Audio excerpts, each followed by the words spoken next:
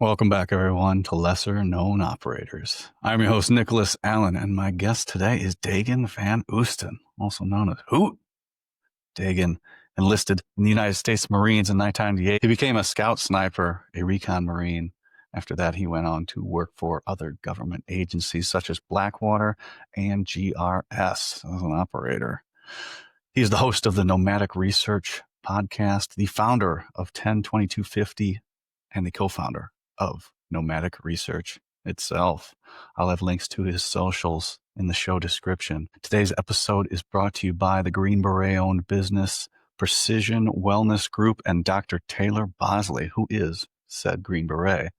Precision Wellness Group helps you restore balance, unlock vitality through bioidentical hormone therapy and evidence-based, personalized telemedicine. Dr. Taylor Bosley is a board-certified physician, a U.S. Army veteran, and again, a Green Beret. So he knows where you've been, where you want to go, and how to get you there. And he's an actual doctor who can prescribe you actual medicine. That's a bonus. So if peptides, hormone therapy, TRT, HRT is something you've been thinking about for a while now, or just looking into, look no further than Precision Wellness Group and Dr. Taylor Bosley. I'll have links to their website in the show description, along with Dagan Van Oosten. Hoot! I do appreciate you guys. Please remember to like, subscribe, share, comment. Pass these episodes along. Thank you for listening and enjoy the show. Dagan Van Oosten. Welcome to Lesser Known Operators, man. Thanks for coming on. Yeah, thank you. It's an honor. I believe you were recommended to me by one of my stories. Somebody said you should have Dagan on. So obviously that's all the vetting I need is, hey, have this person on the show. I do very little research on the people before. I take everybody's word for it because if you post something on social media and it's not true, people will rip you apart faster than I'll ever figure out that it's not true. So A welcome lot to of the that show. a lot of that going around. Yeah, it's good to be cautious. It is. There's a lot more people with a lot more time to figure out if people are telling stories or they're telling the truth or whatever than I ever will put into that research. So I do my 5 little minutes. If one of my followers says have somebody on, then I'll probably have them on. I hate to tell anybody no. Also, I'm like, yeah, sure, let's record. It gives me more practice, and it says me meet more people. So I'm all about it. 100%. Yeah. Well, I appreciate it, man. Yeah, I jumped at the chance. Yeah, I appreciate it. You said you had just started a show. Yeah, Nomadic Research. We started recording. I want to say about a month ago. We've got 2 episodes out and some shorts and some more episodes coming up. So, yeah, it's a really good time. Sitting down in front of interesting people and coming on shows like yours. And yeah, we're all in with it. Okay, cool. What's the subject matter? What's your guys' niche? So it's pretty wide open. Kind of like what you said. I don't think I'm in the business of telling anybody no. We're going to obviously have a significant amount of military guys. We just had Mark Dallas on. If you're familiar with Mark, he made national headlines not too long ago. There was a school shooter, active shooter in Dixon, Illinois, where we're located at. And Mark was the resource officer, and thanks to Mark, nobody got hurt except for the active shooter, and so we just had him on the show, and he's a personal friend. I work with him now part time at the police academy at the local community college here. Great dude, incredible story, but yeah, just we're obviously going to have, like I said, the military guys, just anybody that's got an interesting story to tell, and try and keep it as broad stroke as possible, and kind of time will tell, right? The market will decide. There's, it may seem like there are a lot of shows out there, but then you start writing them down, and there's a lot of shows that do not stick with it for whatever reason. Life comes up, scheduling, they get tired of making things, or they feel they get discouraged. So, luckily for me, that happens every single day. So I get over it pretty quickly, and then I get Yeah, right back to yeah. work. But It's are you harder than guys people making? think.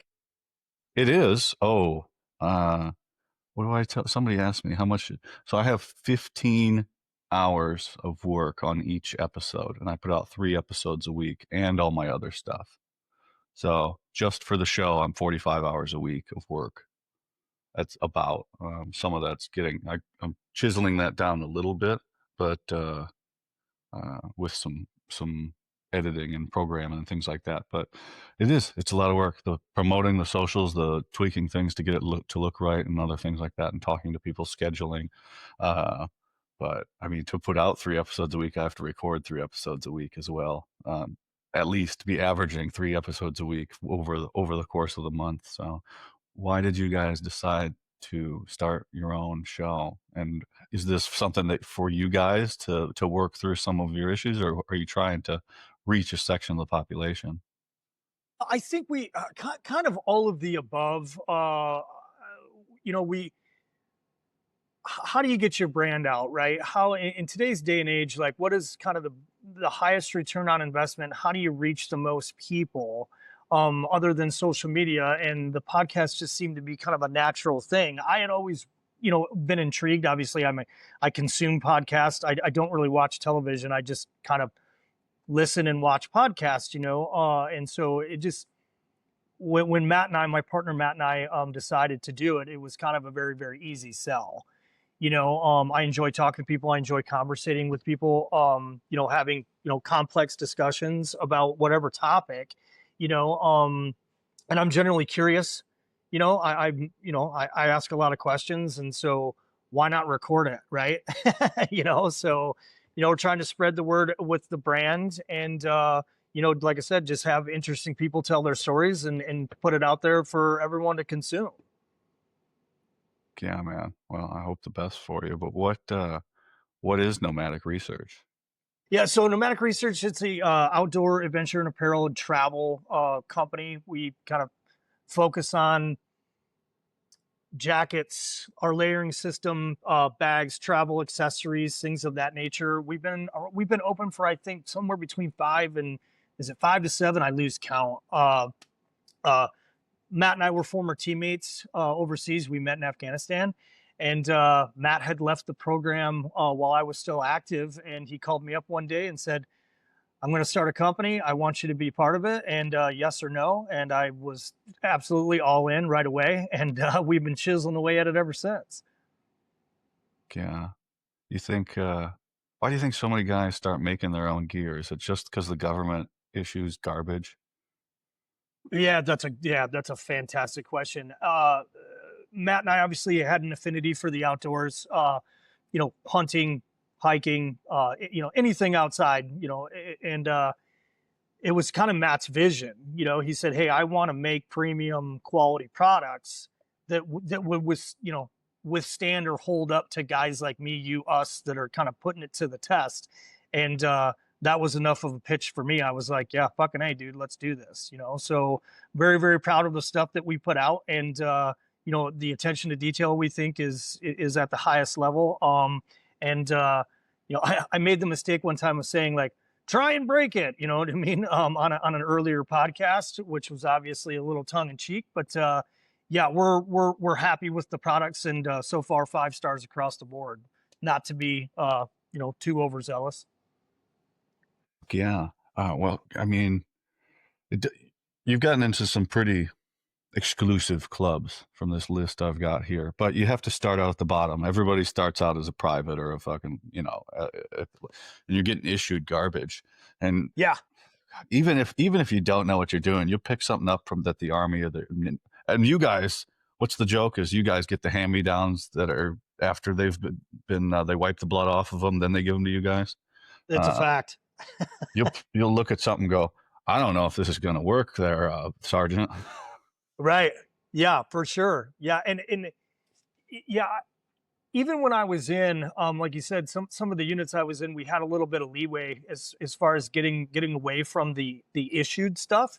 Um, so even back then, it was like, hey, I have to have something that I can depend on, and if the Marine Corps is not going to give it to me, then I'll just go buy it myself, right? So yeah, it started at a very early age for me, right? If it's the things that we were doing, you had to have dependable, equipment and dependable gear. And Matt obviously carried that over from the SEAL teams as well. So we try and instill that, in the company today. Obviously, the kind of the joke is, you've got enough problems. Your gear and your clothing shouldn't be one of them. It also says something to me like that runs parallel. Guys, I've said before, the regular Army and probably to the regular Marine Corps, you can stay there and be very successful. But if you're a high performer, you're not going to be happy. So you find ways to climb that next mountaintop and that next thing. And there's a parallel, just as you were talking, like, I want to make my own gear because this basic shit's not working for me. I want to get better in that area. I want to be better in this area. I want to be better in that one. So generally they will all pull each other along from one way or the other to just try and improve your situation, as so to speak. So I see the parallels. Yeah, 100%. Yeah, I mean, even going back to the first ghillie suit I ever bought, I had to buy it because the timeline was so short. They're like, hey, you're going to DM school. I was at Fast Company at the time. That stands for Fleet Anti-Terrorism Security Teams, which is a pretty cool unit in the Marine Corps. And they're like, hey, you're going to DM school like in a week. If you don't have a ghillie suit, you're not going, type of deal. So I got a ride down to London Bridge and bought a store-bought ghillie and used that for that school. And maybe the one instance where the store-bought was not as good as what I could make myself. But other than that, yeah, if it wasn't gonna cut it, you'd go out and buy your own stuff. Yeah, man. Fuck yeah. So what's the goal for that? Is just to get to where you're doing just that? Because I've got also written down here 10-22-50. What's the deal with that? Yeah, 10-22-50 is a company that I started.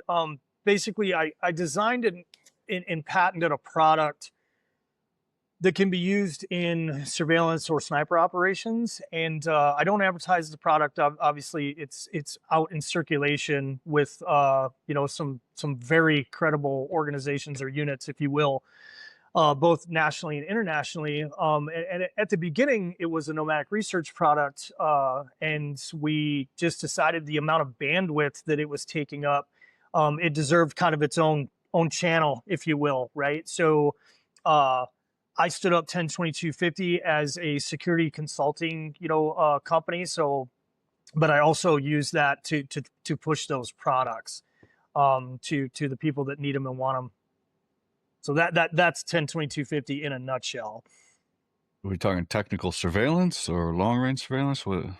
Both. There's Okay. yeah, both. There's CTR aspects of it, and then obviously your long range stuff. I classify it as concealment equipment, or potentially life saving equipment, depending on the situation. It was an easy button fix, and since we're talking about what I can buy, it was there was a problem in the community at large to where they needed an easy button fix. And so I came up with the easy button fix. And, it's kind of one of those things where, without giving too much of it away, it's by no means classified. I would deem it sensitive.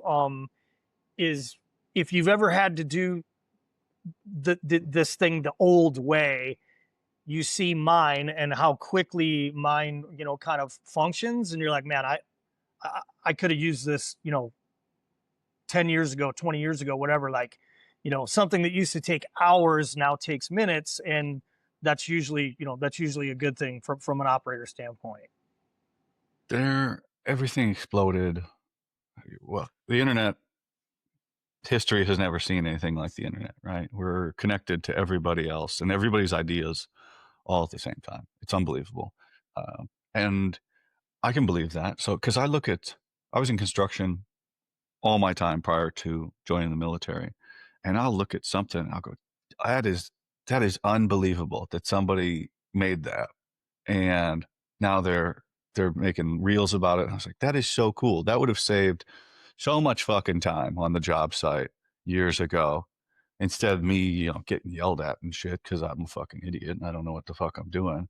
But even when I got into more technical stuff, doing electrical and things, like using these impact drills to twist all the wires together and strip them, and then you got fucking attachments and things like that. So it is so cool how at a certain point there was, all right, we're doing everything the old way, and then it converged, and then oh fuck, everybody's ideas are able to be connected all at once, and the people that are good at business beforehand are just started turning them into these little ideas and things, and people latch onto them. I think it's so cool. Yeah, man, absolutely. It's I obviously, as the kind of co-inventor of it, everybody likes to say it's my baby. Obviously, I had input, um, because there's nothing worse than an echo chamber, right?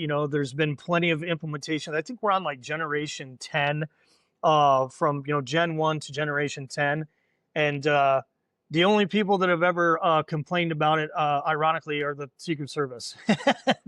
They were not a fan of it at all, which just lends to its credibility, if you ask me. But yeah, I did a demo once, at FBI HRT, and it was a mixed group of people, and I had a relationship with HRT because I was kind of ad hoc to them as a sniper trainer when I was in the Marine Corps teaching at Quantico. Long story short, and yeah, you can imagine, there's 25, 35-year veterans of the community, both active and kind of retired or working in like a program manager type role. And so when I demoed it, like I said, the guys that were my age and older were like, holy shit, that thing you just did that in 3 minutes, and it used to take hours. And I was like, yep, you know, fix the problem. You know what I mean? And so, yeah, I'm getting I'm getting a lot of high fives, for the people that need that type of equipment. Oh, that's good. That's good. And then as time, obviously, every time's undefeated. So as the people that are in position, because I hear from especially law enforcement guys, and this is on different things of gear and equipment and how to train and things like that. The older crowd is still in charge, and there. It's not everywhere, but there's still that attitude of, well, we always done things this way. We got to keep doing things this way. And as those people, for lack of a better term, die or retire, the new way of thinking will come in. Not saying that's better. It's just going to be new and different. And we can dip too much into technology changing, and that becomes, because if something's new, doesn't always mean it's better. For the folks listening at home, the Amen. military loves that. They'll throw the new thing at the problem because it's expensive and it doesn't fucking work at all. Um, Shout out to Command Post of the Future if you ever sat at a battle desk at a fucking field artillery unit. But yeah, just because Yeah, it's new doesn't mean it's good. lots of trial and error. Lots of trial Good, and error. man. That's for sure. I think we'll get off that. But if you're looking for info on that, you guys can go to 102250 and Google that, because we're not actually saying anything here about anything about what it is. So I think we'll move on from that. Yeah, sure. Yeah, I get it. Yeah, it's kind of one of those crazy topics. It's hard to push a product that you don't advertise, but at the risk of sounding cliche, it's kind of one of those things. If you know, you know, and Yeah. so far so good. I haven't had any complaints yet. No, I've noticed it more though, because I'll be on here and I'll be talking to somebody about something, and then I'm listening back in my head to what we were talking and saying, I don't know if the audience knows what we're talking about, because I don't know what we're talking about. I think it's time to move on, Nick. Yeah, I think we need to go to a different subject, because 5 minutes now we haven't actually said anything. We're just describing words with other describing words. So, That's right. but it's just funny. But you'll see it Well, the more you record as well. You'll start talking about something and go, I don't know, that's pretty bland. All right, let's talk yeah. about something else. Is this performative language, or what? What the fuck are we talking about? You know, that is a skill though, is because guys will come on and they'll tell stories, and the I'm not very good at telling stories. I can try and get other people to tell their stories, but some people, they can tell a great story and not fucking say anything, not anything at all that they're not supposed to, and you're listening to them and you get lost in it. You're like, man, this is so cool. I feel like I'm right there. Wait, where are we? Hey, he hasn't even said where he's at yet. Oh, I've been accused. I believe it or not, I've been accused of that.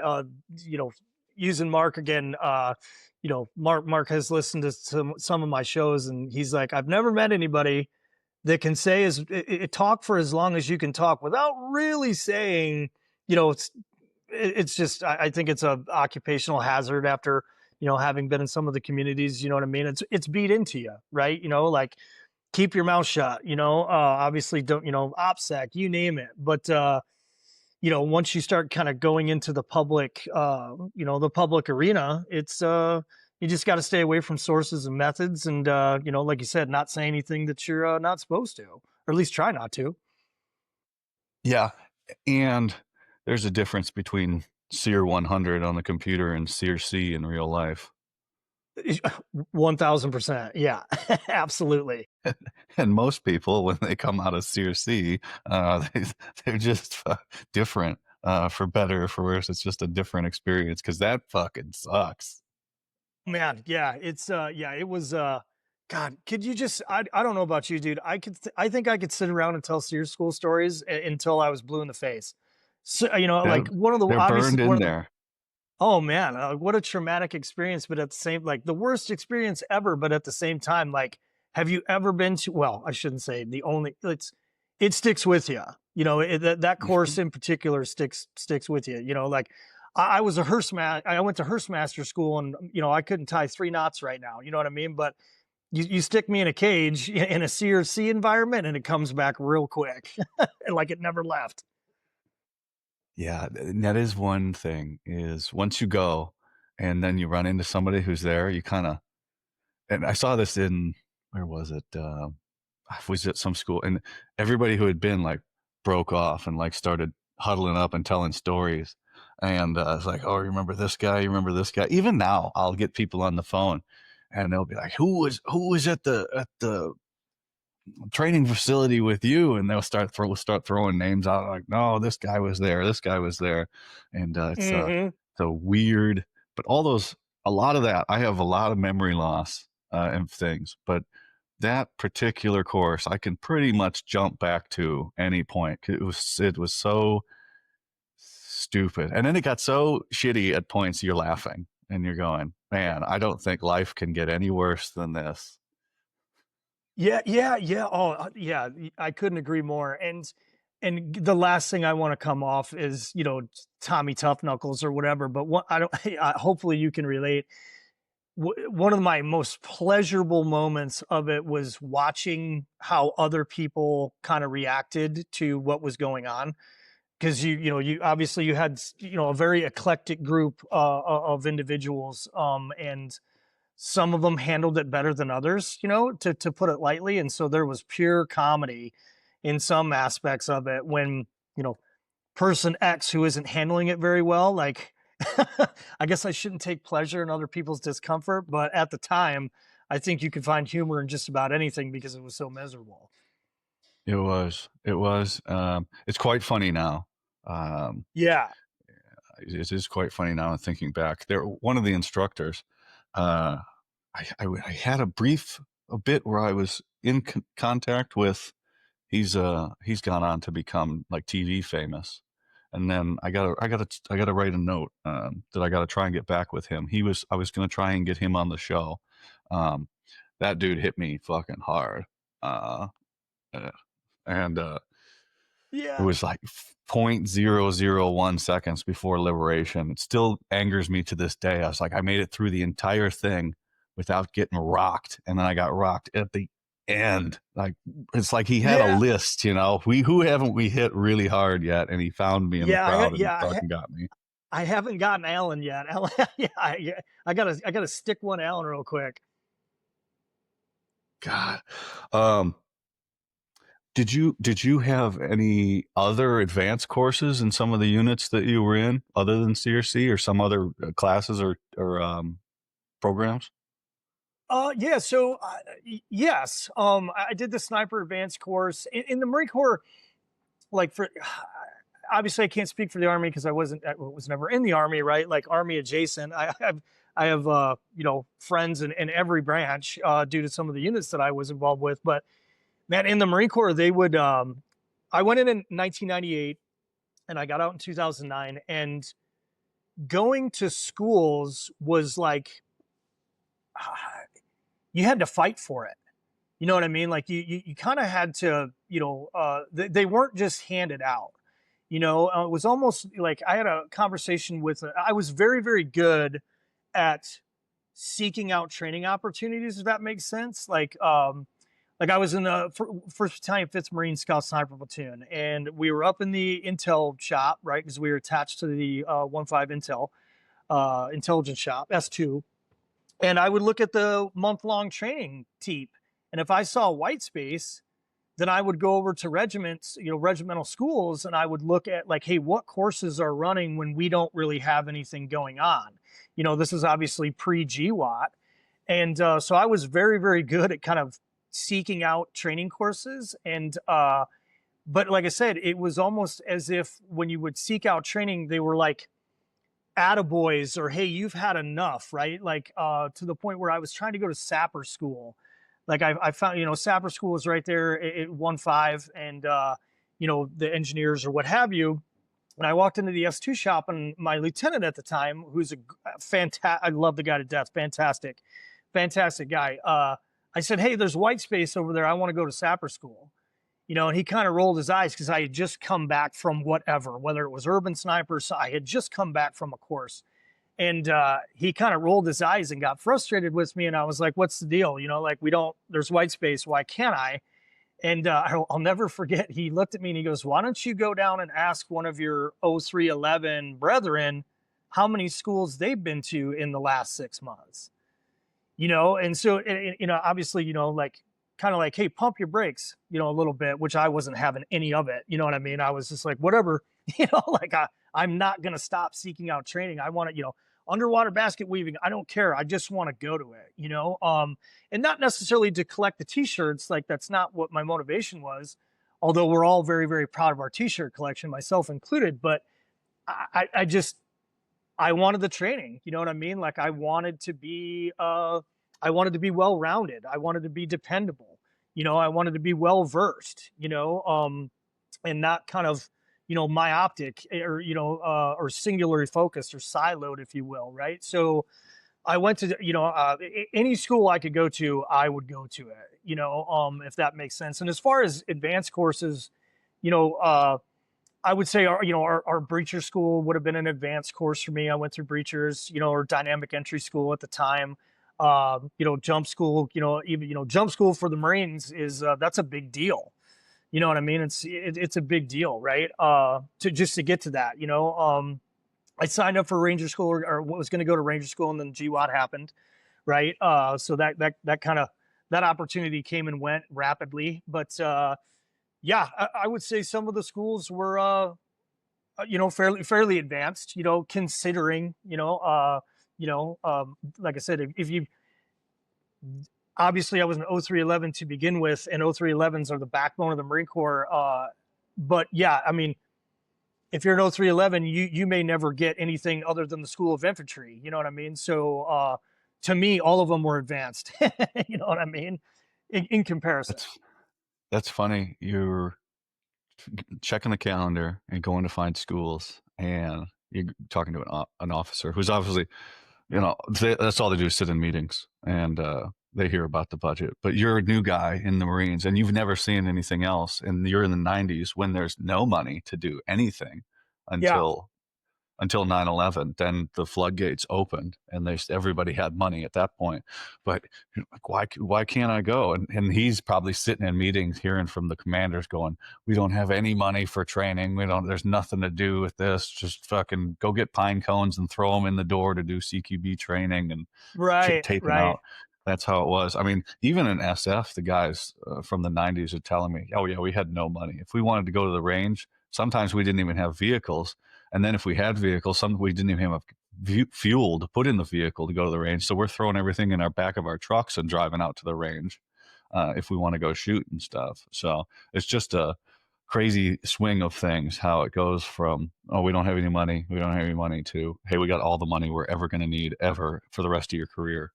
Yeah, yeah, I lived through all of it. Like buying your own ammo, stuff like, you know what I'm saying? So we could shoot on the sniper range and things like that. And yeah, I was very persistent and to tell a story because it ties into Sear, what we were talking about. I went down to Sear to check in, and there was something wrong with my paperwork. I cannot remember what it was. It doesn't matter. But Sear for the Marines in the down in Coronado, it was kind of like going into the DMV. If you had, if you didn't have all your I's dotted and your T's crossed, they'd be like, beat it. You can come back next class. So there was something wrong with my paperwork, and they're like, hey, you can come back in 3 weeks. You can class up next time. Go get your paperwork fixed. And I was like, well, there's nothing going on at the battalion. I don't want to go back and tell them that my paperwork was messed up, and the urban RNS course was going on at the time. And so I just showed up to urban RNS and said, do you guys mind if I sit in the back of the classroom and get this training, before I go back down to SEER school? Because, of course, I went back and got my paperwork fixed. I just never stuck my head back in the battalion. So I'm supposed to be gone at Charlie level, SEER down in Coronado for the 2 weeks or 3 weeks, however long it was. And I come back like a month and a half later, and that same lieutenant is like, where in the fuck have you been? And he goes, last time I checked, SEER school was only, 3 weeks long. And I was like, yeah, I had a paperwork glitch, so I just sat in on 2 weeks of urban RNS. I figured, we weren't doing anything, so why not, initiative. He was just Good way shaking to his end head up in like, jail. right. You know what I mean? Luckily, I had a lot of positive equity. I had been the chief scout for quite some time, which is like the senior sniper. So yeah, I probably chewed up a little bit of positive equity with that move, but nevertheless, I mean, like I said, I was persistent in my quest for training. I had another guy on the show here, and he said, yeah, he would just go to schools and see if there was a slot and then walk on. I don't know if it was, he Yeah, walked on to Arslick, and he walked on to something else. And then because he was already at Benning. I don't know if it was Ranger and then Arslick, but then he was like, let's try and do a three-fer. He called his first sergeant. He said, I go over to the airborne school and sit in the chair. He said, yeah, do whatever the fuck you want. You're not getting a slot for that one. That's always full. And he yeah, didn't get it, but he tried. I was like, man, that is unheard of to where I came from in the military. Like I can't even imagine that as private where I was, of just going and hiding out. But then when I went to selection, my unit knew so little about selection. I could have fucking disappeared, and they wouldn't have known. They didn't know anything that was going on. I obviously didn't, because I was a fucking good soldier. I guess I was, to a certain point. yeah, And sure. but they didn't fucking understand what I was doing. They barely were at there's only one DTS manager in all of brigade, and he's putting the orders in for you, and he's trying to make the stuff. And so nobody actually has a handle on me as a private just running around and doing shit. But wow, that's fucking great, man. I wish I could have fucking had something like that. I'd have been sitting and waiting for classes all my fucking time that I had going on, instead of sitting around the company area waiting for them to COB at 9:45 in the morning, waiting to go home in 9 hours. Yeah, it struck me very, very early on that once again, not to be cliche, but nobody was gonna give it to you. Nobody was gonna hand it to you. And like I said, especially some of those what I would consider more exotic schools, like my airborne quota was originally like a reenlistment, incentive. That obviously once again pre GWAT. So and I ended up going after that first initial push, the invasion. But and, yeah, and how I got that slot. I was an instructor at sniper school there in Quantico, and the Marine that I was taking over for, we had been together in 1-5. And he was like, hey, man, if you want to go to airborne school, he goes, all you got to have is a physical.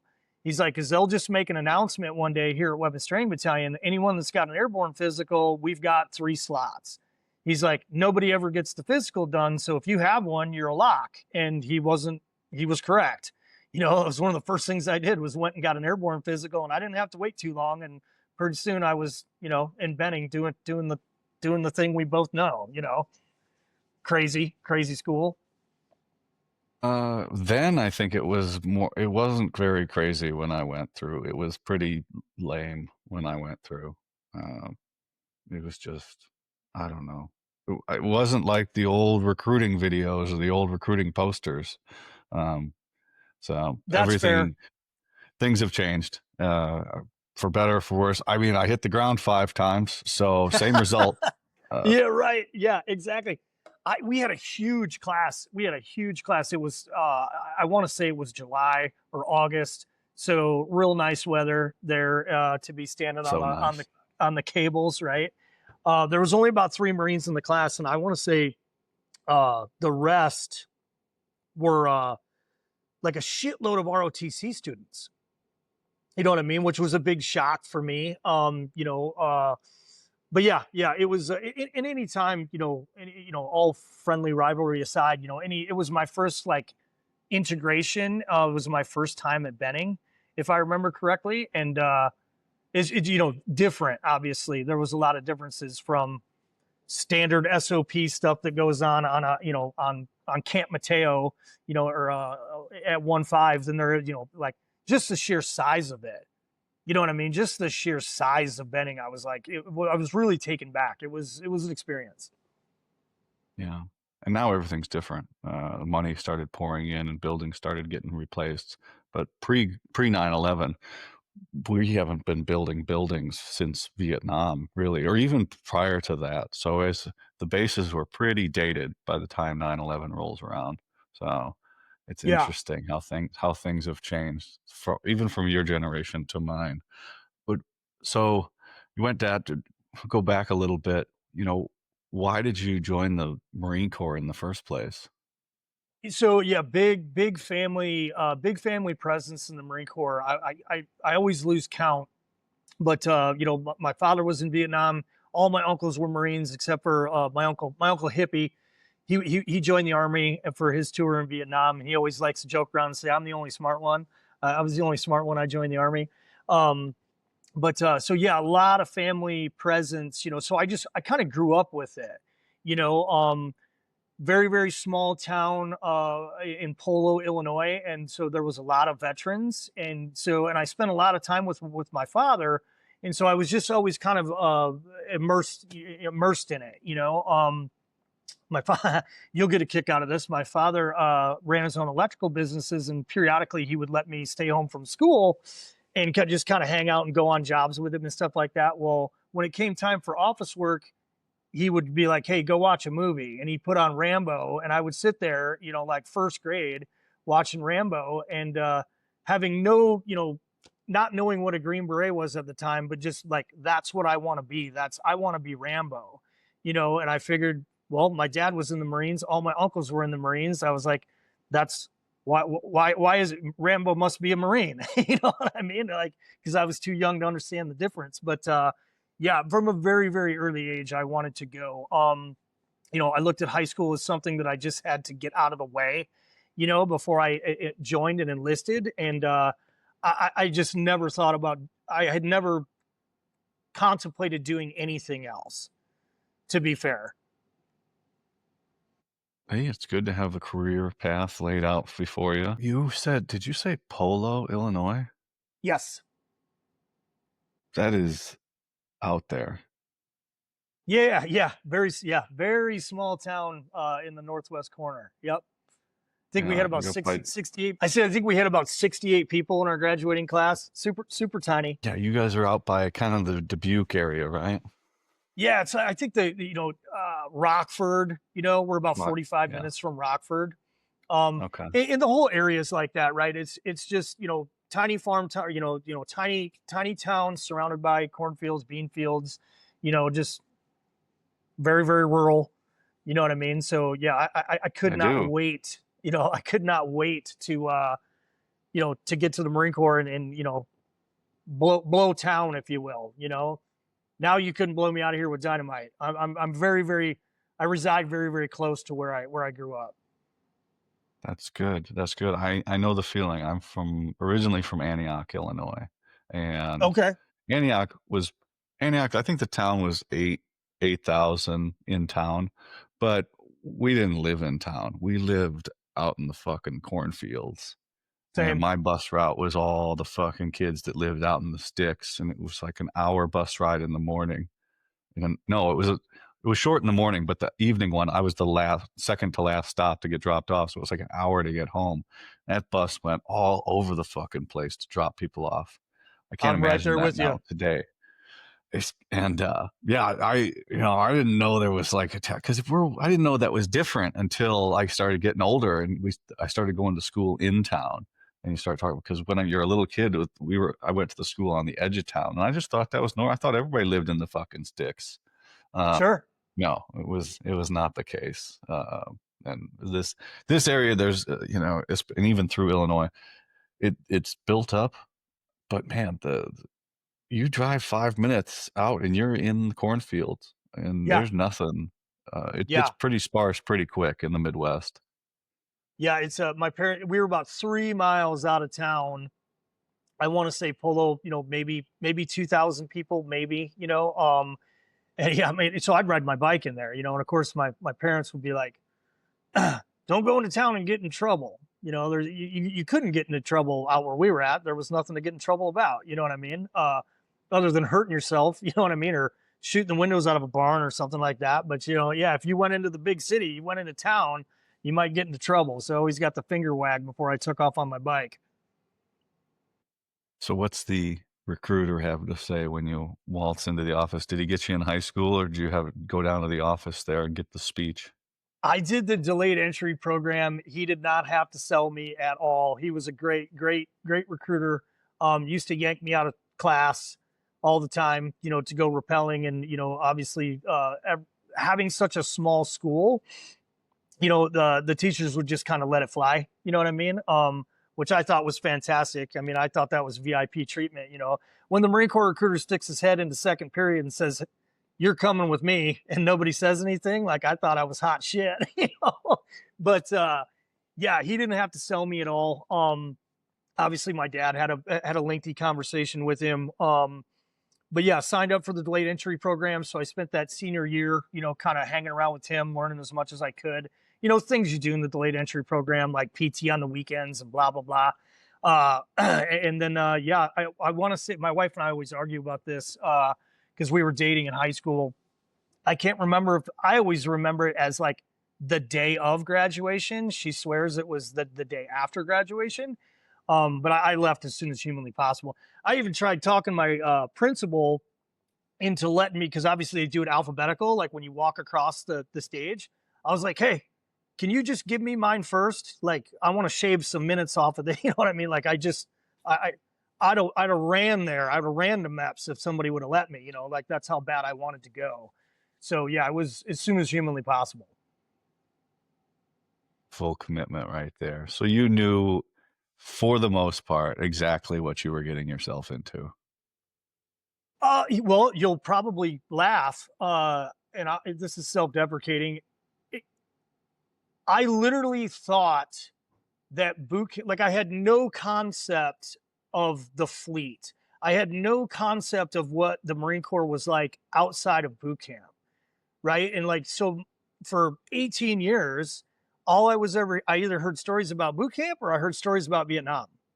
Like zero concept of what like going to Fast Company or First Battalion, Fifth Marines, or what like daily life would be like, right? Which is, the people who are listening are probably like, this guy is a dipshit. Uh, I just had never thought past boot camp. I just hadn't. And so yeah, when we graduated boot camp, I can distinctly remember being like, well, now what? Now what do I do? And obviously I had some other schools that I had to knock out. School of Infantry, you know, we called it Gunslinger School down in Chesapeake. That was with the security forces guys. I was a security force contract guy. So embassy duty, eighth and I, any of the nuke program stuff. And then obviously Fast Company fell underneath that as well. So I had, 6, 7, check my math. I don't know. My memory doesn't serve me, but, School of Infantry was 8 weeks at the time. It's 15 now. And then right into, Gunslinger School, which, if I remember correctly, I think it was 8 weeks, and then finally checking into Fast Company and actually starting, kind of the day-to-day stuff, deployments, training, that type of deal. But yeah, dude, I had not thought past boot camp. I literally did not think past it. So I was in uncharted territory, as we all are, you know what I mean? And obviously no regrets. I loved every second of it. And so for the next 11 years and change, I think I did 11 years in like 10 months or 11 months or something like that. I usually just say 12, right? At the risk of, telling a fish story or whatever. But yeah, it was badass until it wasn't, and then obviously I transitioned out. How did you deal with being so prepared for basic boot camp, and then some of the people there don't want to be there? Because there's people that are like avoiding jail also at that Yeah, time. yeah. So how did you deal with that? Because you're on one side of the room, and there's some people completely on the other. I had the Marines are fanatical, and man, if this was a multi, if my wife or my any of my close friends, like, you couldn't drink the Kool-Aid harder than I drank it. You know what I mean? You just couldn't. You know what I mean? Like, I was all in, all gas, no brakes, you know, to the point of just absurdity, looking back on it now, yeah. So in boot camp, obviously the drill instructors are pretty good at recognizing that, so I was in a leadership billet fairly quickly. And and Army boot camp's no different. You're in charge one day and the next day you're fired or whatever, and then you get hired again and yada yada yada. But I was in a squad leader or guide position for most of it. And they used that. They saw that I was, highly motivated, if you will. And you know uh, I guess recognizing some of those other people, and I'm not saying this was the best way to handle it, was I kind of ignored them. You know what I mean? Like, if you weren't all in like I was, then I kind of didn't have any time for you, and I think boot camp is probably one of the only places where you could kind of get away with that. We had like a 90-man platoon. We had a summer class. It was huge, very, very large. I just went out to a graduation not too long ago.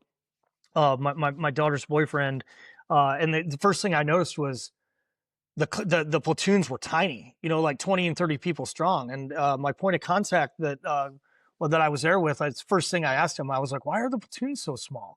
And he's like, "Hey man, it's a winter class.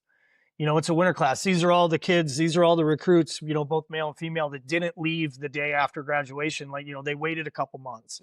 And I can remember that being a thing. Like, as soon as he said winter class, it brought me back. I was like, "Oh yeah." I'm like, the winter classes are smaller. I remember that, but yeah, to answer your question, like, how did I deal with it? The best way I could describe it is I kind of just ignored them if I could get away with ignoring them, you know, uh, you know, that's just how I did it. I'm not saying it was right. Nothing wrong with that. I was just curious because uh, even today, like when I got to basic, there was definitely different levels of commitment there. Um, and but the switch flipped. Like I was evident to myself that that was where I wanted to be, was in the military as soon as I got there. And I was a different person. I was fully committed. But my drill sergeant, he didn't put me in a leadership position until everybody else had fucked up, because he knew. He's like you got. He was telling me to go to selection a few weeks after I got to base. He said, "You're not going to be happy in the Army. Let me tell you that right now." I said, "Thank you, great. That's something to look forward to." That's great. Yeah. Yeah. To kind of hammer the point home, and this is so ridiculous. Like, I'm surprised the platoon didn't kill me. I'm really surprised they didn't. But there's this. I don't know if the Army does the same thing, but there's a thing called honor platoon in like your series. So whatever platoon has the highest accumulative rifle score. They've got the best drill, score for the parade stuff. I can't remember. There was some other things that kind of tallied up to, hey, who's the honor platoon, right? And we were in the running for honor platoon. The only thing we hadn't done yet was our final drill evaluation. And the drill instructors called me in one day. They just yelled one day. They said, they called me Moose. My nickname in boot camp was Moose. And so I just hear Moose, get into the duty hut. And so I ran up to the duty hut, did the whole slap on the door, recruit Van Oosten, blah, blah, blah, whatever, right? And they were like, check it out, shitbag. Like, we've got an option here. We want to know what you think. Like, the platoon has the opportunity to go to a Padres game today, and that was, go off base, get candy, the whole thing, like go to a baseball game. He goes, or we can set up the mini grinder, which what that was we basically turned the squad bay into a parade deck. You would move all of your foot lockers and your racks off to the side, and you would practice drill inside the squad bay. And they're like, we're going to leave it up to you. Like, do you want to do you want to go to a Padres game, or do you want to do you want to practice for final drill? And I was, I was like, request permission to speak. And they were like, speak, freak. And I was like, I didn't join the Marine Corps to watch fucking baseball games. And they all smiled, dude. They all broke character, and they were like, set up the mini grinder. And when the platoon found out that we were doing that instead of going to a baseball game, I'm surprised they didn't, I'm surprised they didn't fuck me up over it. I was that guy, you know what I mean? So if that doesn't drive the point home, nothing will. I probably would have said the same thing. I'm not sure. Probably would have. But I'm not there for them. I don't know what I would have said. It was we'll see. I don't know what younger me would have said at that question, but yeah, whatever. It worked out for you in the end. Yeah. So I'm sure there were some pretty upset people there. Very, Wow. very. That's pretty funny. So we finished that up, and so you weren't ready, or you had no concept of what regular Marine life was like. What was that like then? Going and meeting your gunny for the first time and that experience. Yeah, checking into Fast Company was an event. It was an event. Like, and I'm trying not to tell fish stories here. You know what I'm saying? Because there's obviously how you remember it, and the closest, like, well, let me back up. So getting assigned to Fast Company was a kind of a blessing and a curse, right? There was a little bit of a selection process, and what I mean by that is they had a second moment of truth where they would bring you in and they would ask you questions, like almost like a mini interrogation. It's the same kind of moment of truth interrogation that you get right before you go to processing and boot camp. And they're trying to get people to cop the stuff that they did, 5 minutes or 2 days before they checked in, right? Whether it was smoking weed or hey, I got a DUI on the way to the MEPS or whatever, blah, blah, blah, right? So they bring us in and they're like, hey, the crystal clean dudes that, aren't Liberty risks or not kind of rough around the edges, they're going to get sent to Yankee White or one of the nuke programs. You know what I mean? They don't want Airfinger's quote, problem children. And I'm learning all of this after the fact, right?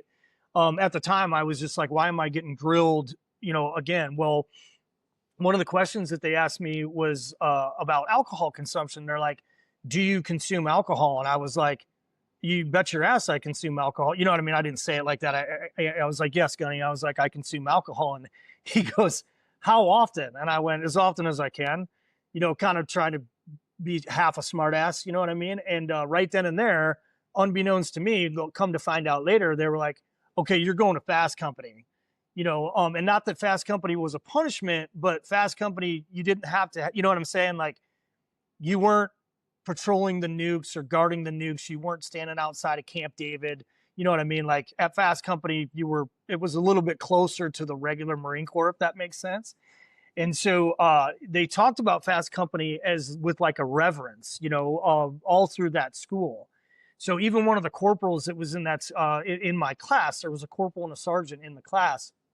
Uh, when we gathered back up, they're like, "Where are you going?" We're like, "Where'd you get assigned?" And I said, "I got assigned to Fast Company." And they're like, "Oh, you lucky bastard! You know, I wish I would have gotten that or what have you." Right. So fast forward to when we check in, it it was the battalion or the company Christmas party. So all of the Marines that had been there forever were drinking and in their civvies, and they marched me and the three other guys in there in our alphas. And the closest thing I can relate it to is like the scenes in movies where they're marching a prisoner into into prison, into like cell block D for the first time. Like everyone's screaming at us, everyone's yelling at us, they're throwing shit at us, you know what I mean? Not a warm welcome at all, like let the hazing begin, right? And I was terrified. I was like, holy shit. I'm like, this is nuts, like these guys want to kill us, just because we're brand new.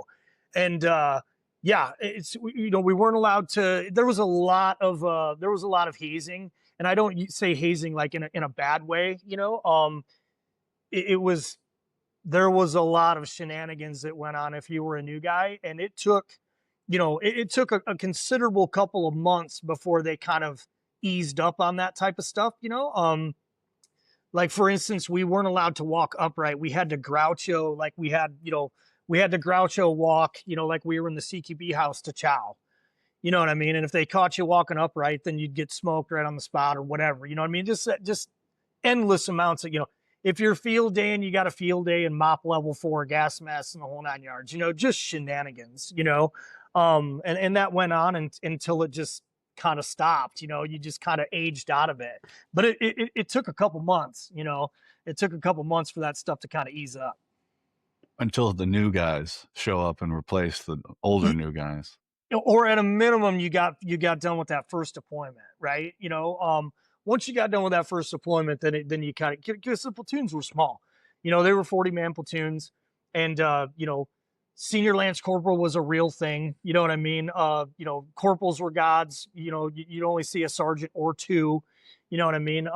But a fantastic unit. I mean, it was. I loved every second of my time there. It was great. What's a deployment look like before 9/11 for you then?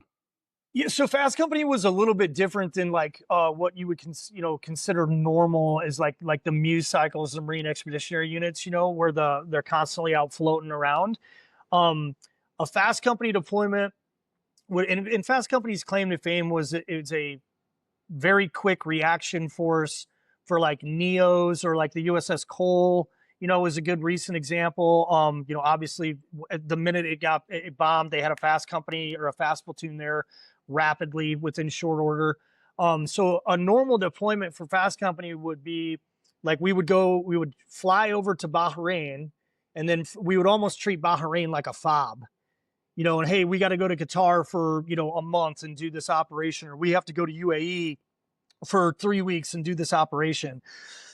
And that's just kind of what you did for 6 months. Obviously the downtime you were training, and you're just kind of waiting for something to pop off. Right. And then obviously you have your instances like, the Cole, or any of the embassies, during the, what's the time frame? I'm trying, I'm thinking years back, mid GWAT, when shortly after Benghazi, when like a lot of the embassies were, lots of protests, the Fast Company guys were probably chomping at the bit, right? Just waiting for that call. Benghazi is another great example. The Fast Company guys got stood up for that, and obviously ultimately, did not go. But yeah, it's, you would deploy, forward deploy, and just kind of wait for something to pop off. Getting closer to any action if it became a thing. Right. Yep. So what are you doing during that time? Are you just biting your fingernails, or you're training, or what? It was it was a lot of internal platoon or team training. Obviously lots of PT, lots of gym time and cardio.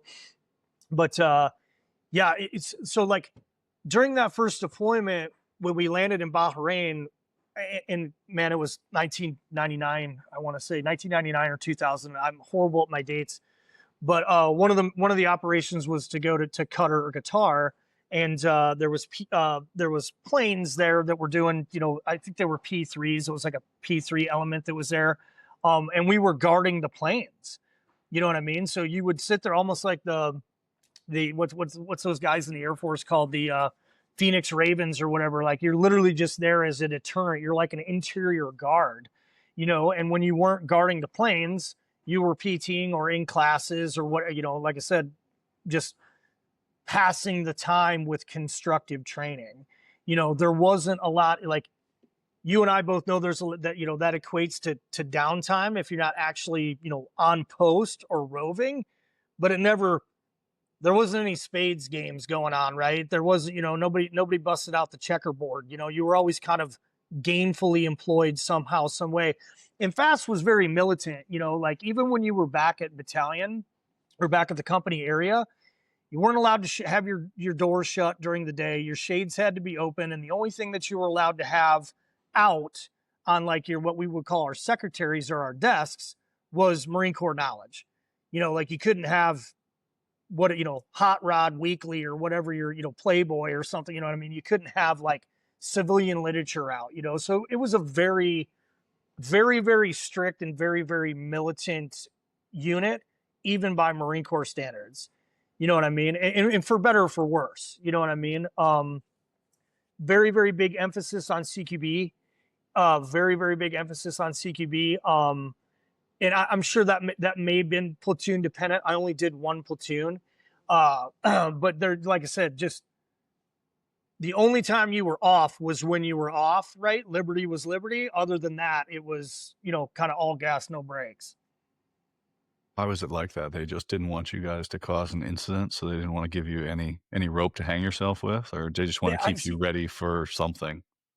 I mean, yeah, there's probably a little bit of truth to both of those statements. I mean, being that the platoon was comprised mainly of lance corporals or private first classes, so these are young Marines. Like I was young, I was 20 years old, 19 years old, and it was probably a lot of, let's keep these guys busy. You know what I mean? Let's keep these guys busy, and no better way to keep them busy than to train. So yeah, just like I said, not a lot of downtime, not a lot of fuck around. Obviously, the deal. 19, 20-year-olds find a way, but it was at our peril. You know what I mean? But yeah, it's just a fantastic unit, and I would say, not to be braggadocious or not, the amount of training because the platoon, the FAST platoon itself, the only thing we didn't have was 81 millimeter mortars and artillery. I mean, we had we had the Mauduces, we had the Cat element, the up armor Humvees, we had the mortars, the sniper rifles, the everything, right? And so you kind of had to become a jack of all trades on all of those things, which I'm thankful for. It was a good thing. You know what I mean? So for that first 2 years, I would argue that in the Marine Corps, that first 2 years, or my first 2 years, obviously at Fast Company, I would argue that there was probably no other place in the Marine Corps where you're getting that much training on that, all of the organic elements of a, an infantry battalion, for lack of a better term, as that low rank. You know what I'm saying?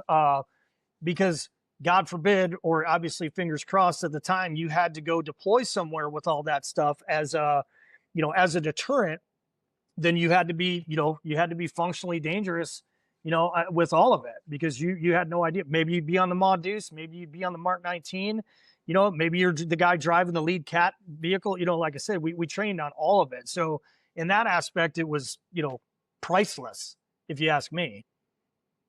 Yeah, it's one thing to be able to use the hardware, though, but what kind of landscapes are they training you guys on? Because, I mean, you could do port, you could do a ship, you could do a field, you could do an entry point. So are they switching things up on you guys at all? Because you don't know where anything could happen. It's a great question. Yeah. So basically the way it would work is you would spend a month at, down at Chesapeake in the CQB house. And then you'd spend a month at, or, 2 weeks, what have you, at AP Hill, doing land nav, or doing your kind of your green side, patrolling. Uh, when we deployed to Bremerton, Washington, one of the days, and God, I can't remember how many days we spent there. We went to an old mothball like ship fleet, and did ship CQB for, days on end. You know what I'm saying? So yeah, to answer your question, they would kind of chunk up your training into, sizable blocks like that to kind of cover, you know, all of those potential areas, right? And the one thing that they were kind of, and again, this could have been my platoon. I can't speak for the other ones. Like, the green side stuff was lacking. It was definitely lopsided in that sense. It was much more urban and internal CQB, and or ships or what have you. Like, very little emphasis was put on, field craft, because that simply wasn't in really the mission statement, if that makes sense. You know what I mean? Like, it was all of the elements of an infantry, company or platoon, but just obviously not that mission, right? So for better or for worse, I'm sure that was the reasoning behind it. And that didn't pay me any favors once I obviously got to the fleet, to 1st Battalion, 5th Marines. Land nav was not my strong suit at the time, because we didn't do a lot of it the first 2 years I was in, right? And everything's a perishable skill, so I had to brush back up on that stuff real quick in the Scout Sniper platoon. Yeah, land nav's not that hard, although it does kill most Green Berets careers. You know, Yeah, yeah, not Green Berets careers, candidates careers. Is land nav gets the most dudes. That and the inability to ruck over a long period of time. But we do those together. So I don't know. right. That's pretty good. Yeah. Now, you said this is atypical for a marine company, but you guys are specialized. But where would, because I imagine on a serious incident for involving the water, where wouldn't the SEALs be a primary, or SEAL Team 6 or Delta? Sure. Oh, So are you sure. guys like an attack? Like, you're just, I guess you're a lower tier of response unit because you have more people, because you're deploying as a whole company, right? We're deploying as a platoon, and yeah, we used to make, FAST company stands for Fleet Anti-Terrorism Security Teams, but we'd always joke and say it stood for fake ass SEAL teams. You know what I mean? I can say that because I was there. Yeah, looking back on it now, it's by no means I don't even think we're approaching a tier, if you will. Looking back on it, we spent a significant amount of time training for probably a mission we were never gonna get. Right? Does that make sense? You know what I mean? Now, if what they were good at, or what we were good at, obviously I feel we were very proficient. Proficiency and then, assignment is two totally different things, right? You can be super proficient at something and never even be considered, to be called into the game, so to speak. But what we were very, very good at was, like I said, that the ability to be rapidly deployed. We would do what was called Alpha One. I have no idea what they call it now, where you packed up your room and you lived out of your sea bag, because we were right across the company area was right across the airfield there in Norfolk. And so if the call went out, whether it was something like the USS Cole, or hey, there's an embassy under siege, or what have you, then that Alpha One platoon would, basically I'm being cliche, but the beeper would go, the proverbial beeper would go off. They used to have peoples used to have You beepers. know, That's a real thing. yeah, I had no beeper. You just basically, you lived out of that sea bag, and that sea bag stayed packed for that Alpha One month in case. And then obviously, all you would do is they'd sit there with a stopwatch and see how fast you could get on the plane. You know what I mean? The plane to nowhere, right? So rapidly deployable within 24 to 48 hours, or so they claimed, right? Every operation that hot fill or something that came up that I was involved with happened while we were forward deployed. Like, the 2 times I did Alpha One that I can remember, nothing ever happened, so we never went anywhere. You know what I mean? But yeah, to answer your question, like, it, unless we were in the area, and I think the coal is a good example of that. And if I, hopefully I'm not misspeaking, I think the fast team out of Italy, I think, was the one that responded to that. I'm sure the internet will check my math on that. But that's a good example of like what a fast company would do. It's a deterrent or a rapid response force after the fact.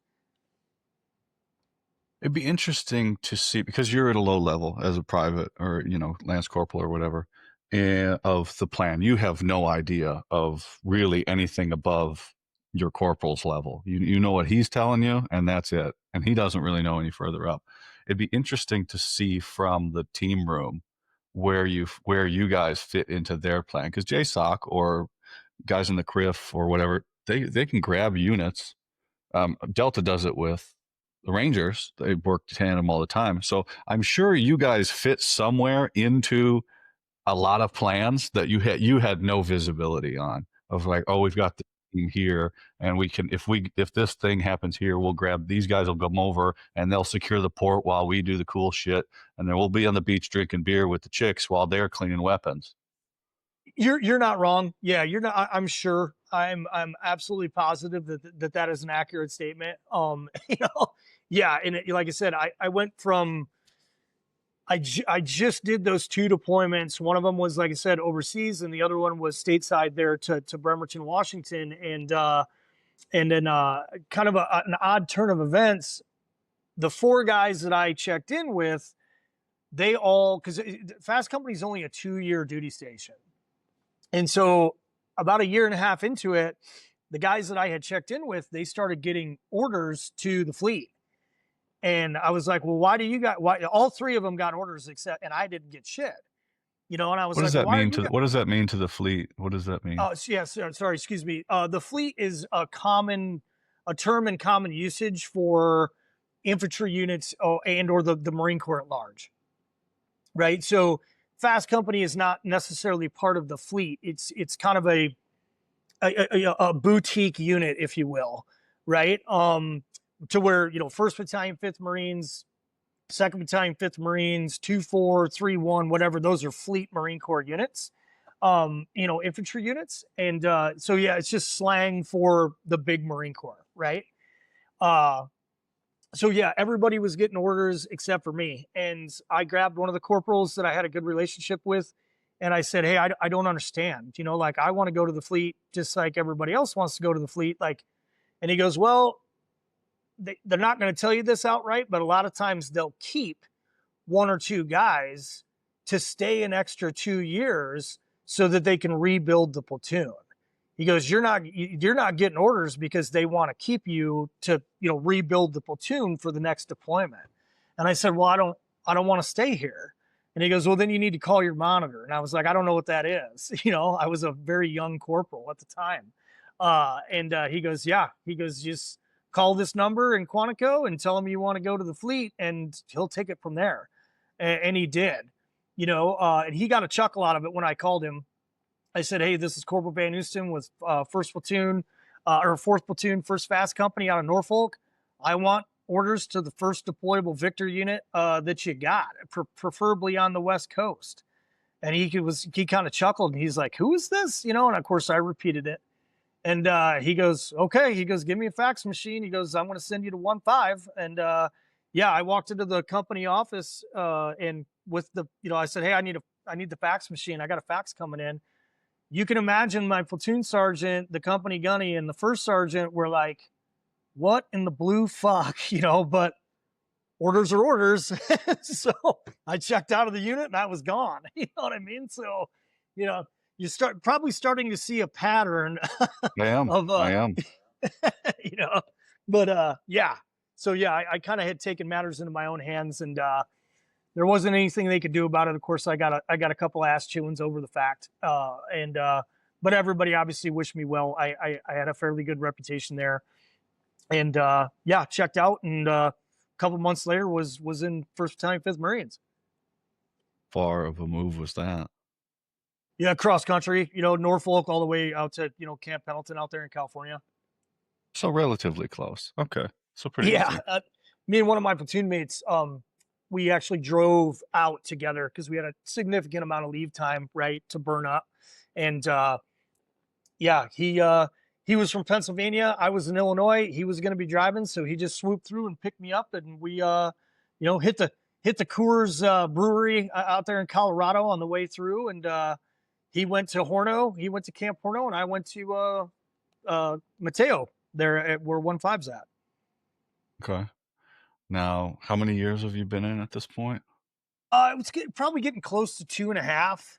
You know, two and Okay. a half. So I think I 9/11's like a couple weeks away. it's yeah, it's getting close, right? I think I checked into 1.5.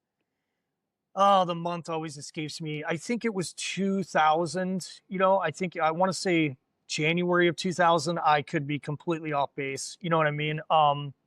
But yeah, checked into 1.5 there, early 2000s, and so yeah, the GWAT was not too right around the corner, right?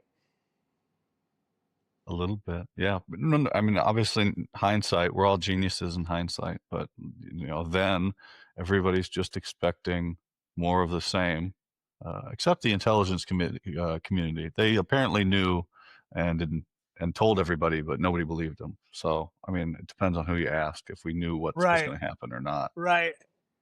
Yeah. Yeah, I checked in and I checked in and my only aspirations were to go to snipers or go to recon. Um, and yeah, that kind of worked out in my favor. Obviously, I went to the sniper platoon quickly, that first day. That first day was kind of a bizarre turn of events. I had checked in early, so no one was expecting me at all.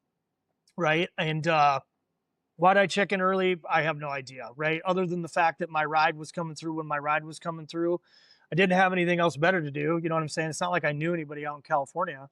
So I checked in early. And once again, to illustrate how belt fed I was at the time, um, when I showed up to 1st Battalion, 5th Marines, there was a large element of young SOI drops, School of Infantry drops, very, very young Marines that were kind of milling about, smoking cigarettes and shooting the shit or whatever. Inconceivable to me at the time. Inconceivable, right? I was like, form it up, dress it up. What the fuck? Started chewing everybody's asses. You know what I'm saying? Just making a scene, to the point. And I thought I was doing the right thing, right? On top of being a giant asshole about it. I had made such a commotion that the sergeant major of the battalion stuck his head out the window and was like, "What is going on out here?" And I was like, "These Marines weren't in formation." He was like, "Who the fuck are you?" So I told him who I was, and he was like, "What are you trying to do? Where are you trying to go?" And I didn't understand the questions at the time. Like I just didn't understand what he was asking me. I remember him saying, he goes, "Do you like boats?" And I was like, "They're okay, Sergeant Major." He goes, "What about tracks?" And I was like, "I've never been in one. I can't tell you." He goes, "Can you shoot?" I said, "I was the honor graduate out of my designated marksmanship school." He goes, "Come up here. You're going to snipers." And so yeah, I walked up the S2 office, and believe it or not, I actually ran into one of my old fast platoon corporals. So it was nice to see a friendly face. And they're like, "Hey, you're coming to the platoon. The indoc's in a month or so. You'll indoc when it's time." And that was that. That was how I got into sniper platoon. When did somebody grab you and go, "Hey, man, you're going to need to calm down a little bit"? About 2 days into the platoon. About 2 days into the platoon, yeah. Oh, my roommate, who I'm still friends with to this day, he's like, "Bro, you have got to take a wrap off." He's like, "This is not.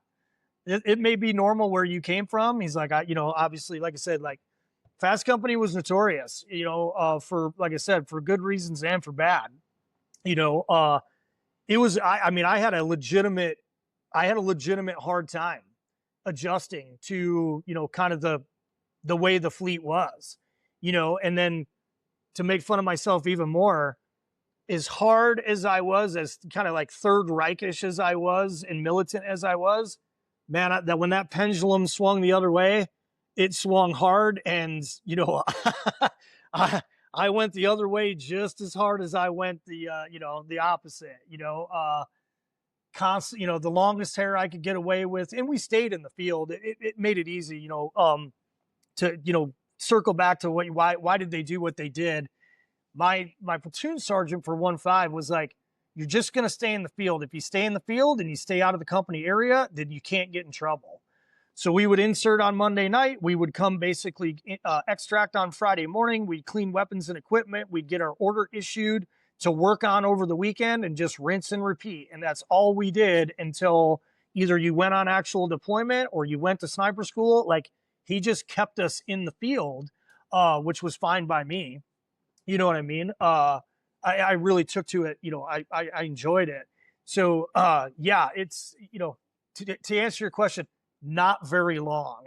They were like, hey man, you need to chill out, and so I did, It's it's interesting how initial perspective, how that can persist, and you just assume the rest of the military is like that. Because I did that when I was at my Right. first unit. I assumed, even up until recently, when I actually started thinking about it, because I didn't dedicate any time to thinking about it until I started doing this show. And I said, yeah, and if I would have gone to the 82nd, the Airborne Field Artillery Brigade that's there, I probably would have had a better time than I did going to Fort Sill, Oklahoma, and bumfuck nowhere. I would have gone to Airborne. I would have been in a little bit more regimented unit where training was a focus and things. Instead, I went to a staff section. I sat at a desk where if I would have gone to a line company in an airborne unit, I probably would have had a lot of fun. So I assumed at Fort Sill, this is the whole army, and I got to get the fuck out of this situation and go find something else, because that's that. And you have the same thing. You show up to a unit and you just assume that that's how the Marine Corps is. And everybody goes, who the fuck is this douchebag? He needs to Yeah. calm the fuck down here But and yeah, take a chill yeah, pill. yeah, yeah. It was unsustainable. You know what I mean? But like, to your point, that was the only thing I knew. You know what I mean? Like, boot camp, right into the School of Infantry, which they're not kind to you there either. Chesapeake was, kind of the same, very, very militant, and then right into fast company. So, like I said, like, is I'm sure as much pain and suffering and heartache that I caused some of those guys, like, I can remember calling back. I could call back my wife. She wasn't my wife at the time, but I was like, I think I've made a mistake. I was like, I don't think I belong here, and obviously it couldn't be further from the truth, right?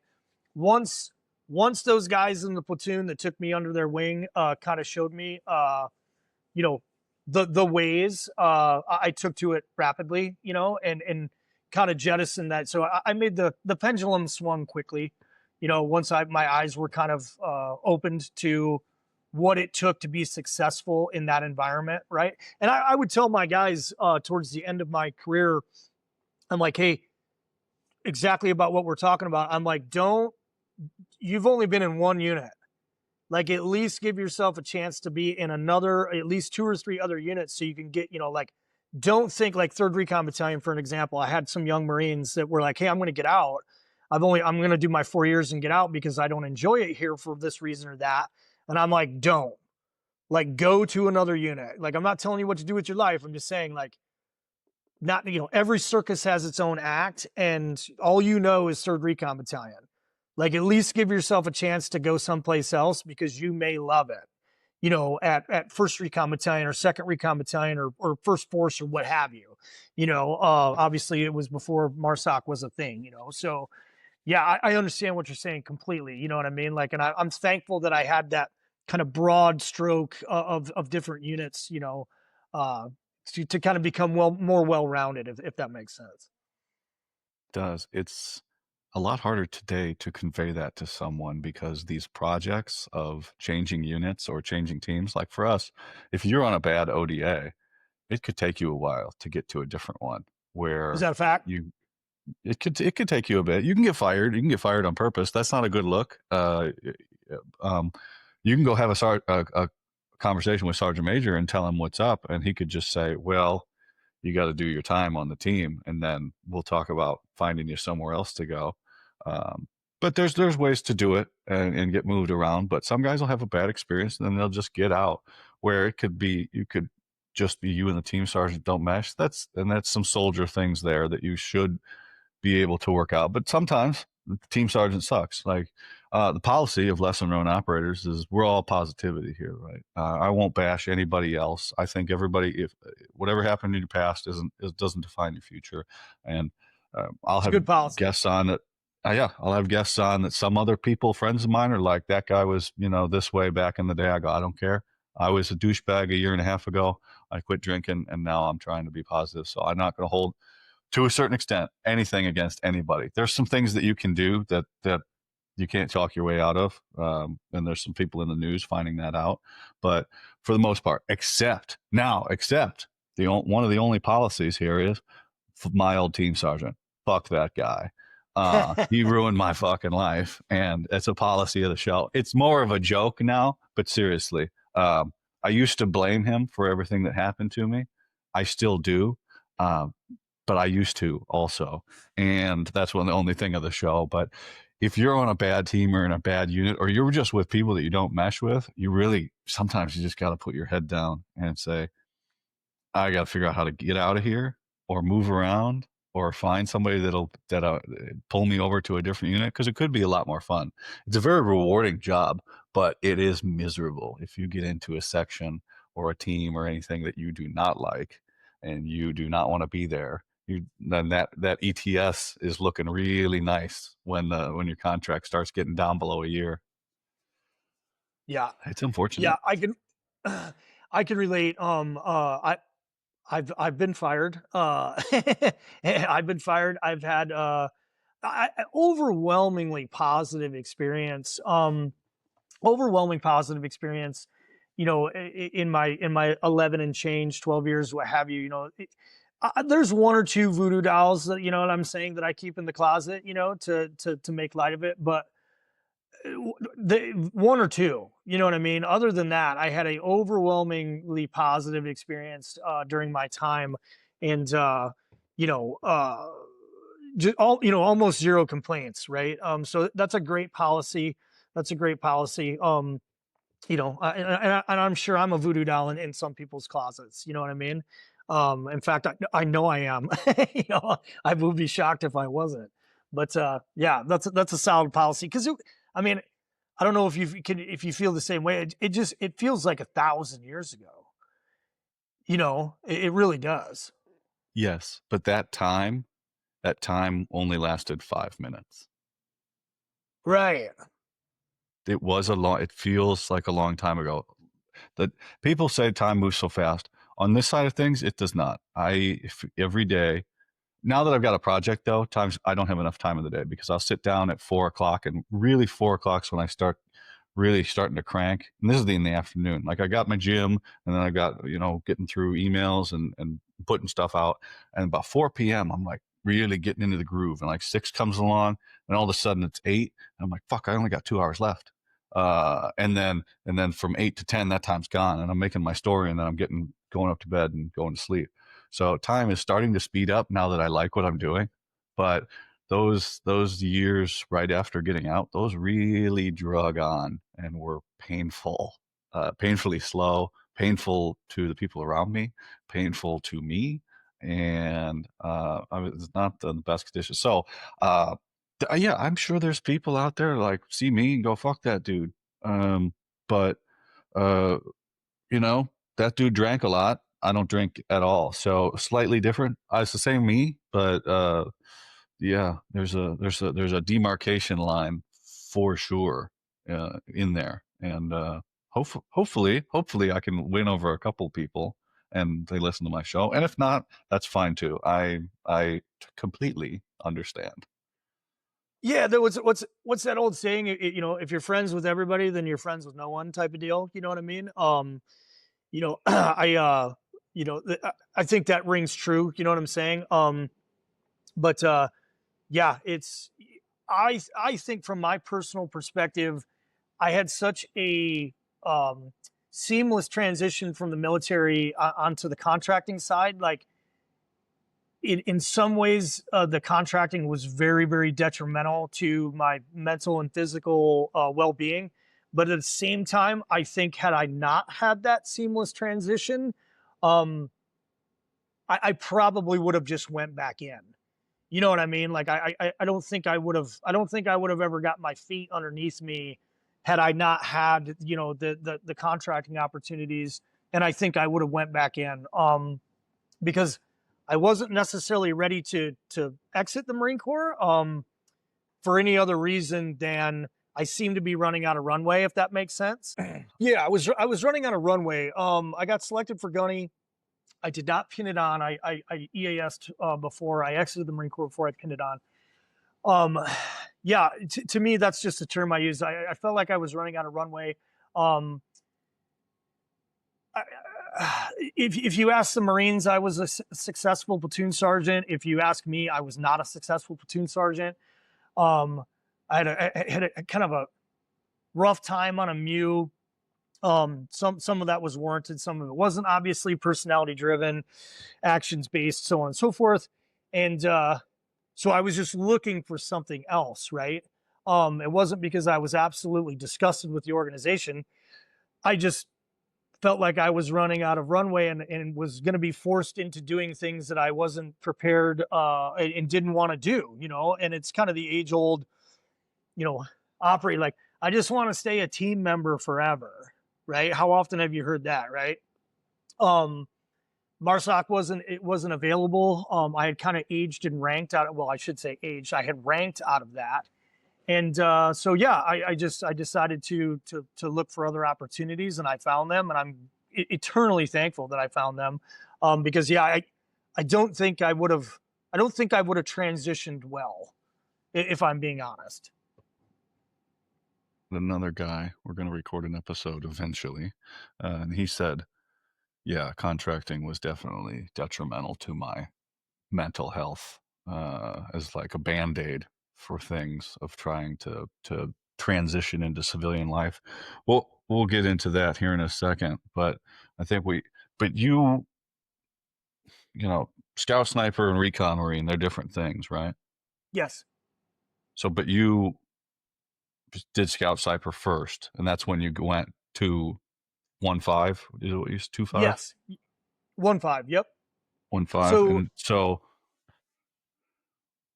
what was that pipeline like? in the 1.5 sniper platoon. Yeah.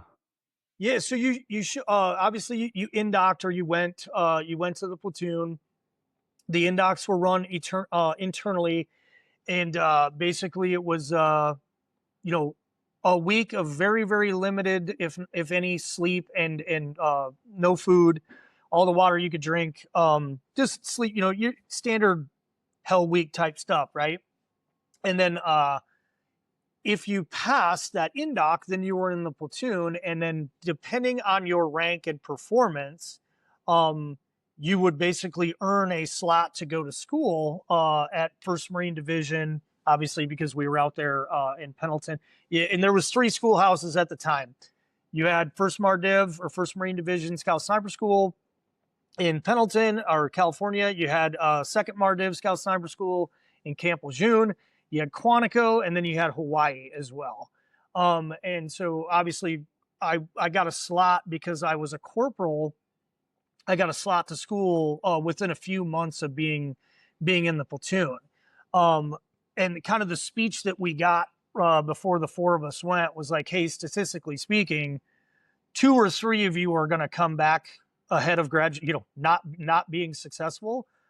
Don't be one of those 2 or 3 guys. Right.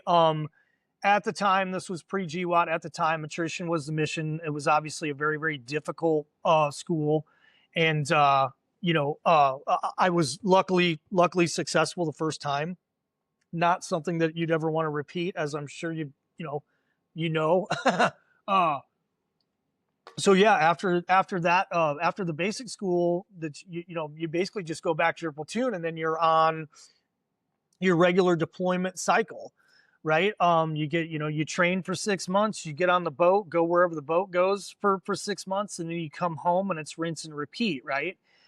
We would drop into what's called, school phase, where they need so many school trained snipers. And then of course they need guys to go to urban sniper school. Advanced school was definitely something that was kind of like an attaboy or a Benny, to go to the advanced course there in Quantico. Had a great time at that school, and then Mountain Sniper School was another one that was could be fleeting. You know what I'm saying? Like it could be fleeting. It was much easier for the guys on the West Coast to get to the Mountain Sniper School than it probably was for any of the other guys. It was very rare to have somebody, and I was fortunate to be one of these guys. It was very rare to have somebody that had been through all of them, right? They even had a term for it. They called it Razorback. Because you had a pig or a professionally instructed gunman. That was someone that had not been through the basics course. That was a platoon member, or maybe he had been through the basic course and it was not successful. And then a hog, which is a hunter of gunmen, that was a graduate of the basic course. And then if you were lucky enough to get all of the other, kind of ears on the necklace, if you will, then they deemed you a Razorback, and I was very fortunate to be, to make it to all those courses, right? Over the course of in no discernible, it's like, that's the one thing the Marine Corps used to be really bad at, was there wasn't any such thing as a pipeline. You kind of got those training opportunities in those schools if your timeline matched up, right? It just, so some guys would, over a 4-year period or a 4-year tour, they made, they went to sniper school, maybe they went to Hearstmaster school, they did 2 deployments, and then they got out of the Marine Corps. That was, I would say that was very typical. You kind of had to stay in if you wanted to, check all those boxes. Unheard of, a probably statistically chance of 0 for anybody doing it in a 4-year time frame. I would be surprised. And were you having to chase out these things again, be proactive in making them happen, or did it just start happening at that point? Some yes, some no. So some yes, like Mountain Sniper, I went as an instructor. I was already an instructor at Quantico. And the whole reason why we went out to Mountain at the time was to validate their POI, their program of instruction, right? Basically, like Quantico was, whether it was assumed responsibility or actually like written somewhere, because obviously in the community it was a little bit of I don't want to say, we would give each other shit. Like, oh, Quantico's the lead school. Oh, because Quantico basically managed all of the curriculum for the other schools. Now, by no means stretch of the imagination did we dictate what the other schools did on a day-to-day basis, nor should we have. But we did manage the curriculum, right? We did basically, we were the keepers of, of the books, so to speak. So going out to Mountain, to answer your question, was purely happenstance. Like, hey, we want you guys to go. Well, if I'm going to go out there, I'm not just going to go out there to look at the books. I'm going to go out there. I'm going to go through the school. So that was one that was kind of just dropped in my lap, right? Urban Sniper was a requirement. That was a requirement. You had to have so many urban trained snipers for the deployment. So that one was a no brainer. You know what I mean? Like, hey, you're going to be one of the urban snipers, so you're going to urban. The advanced course was an attaboy. The advanced course, that the slot to that was like, hey, good job. You know what I mean? So kind of all of the above, right? Just depends on the course. Okay.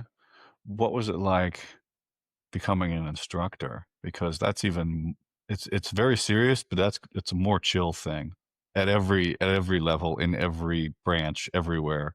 Like you've got to be serious, but then it's kind of cool too.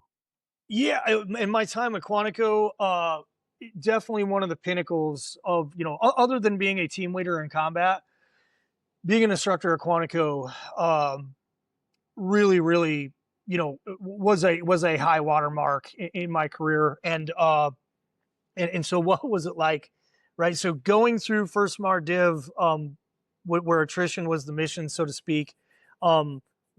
Again, there's my tactical mentor, if you will, and if he listens to this, I'll never hear the end of it. But we were together in 1-5. He kind of showed me the ropes in 1-5.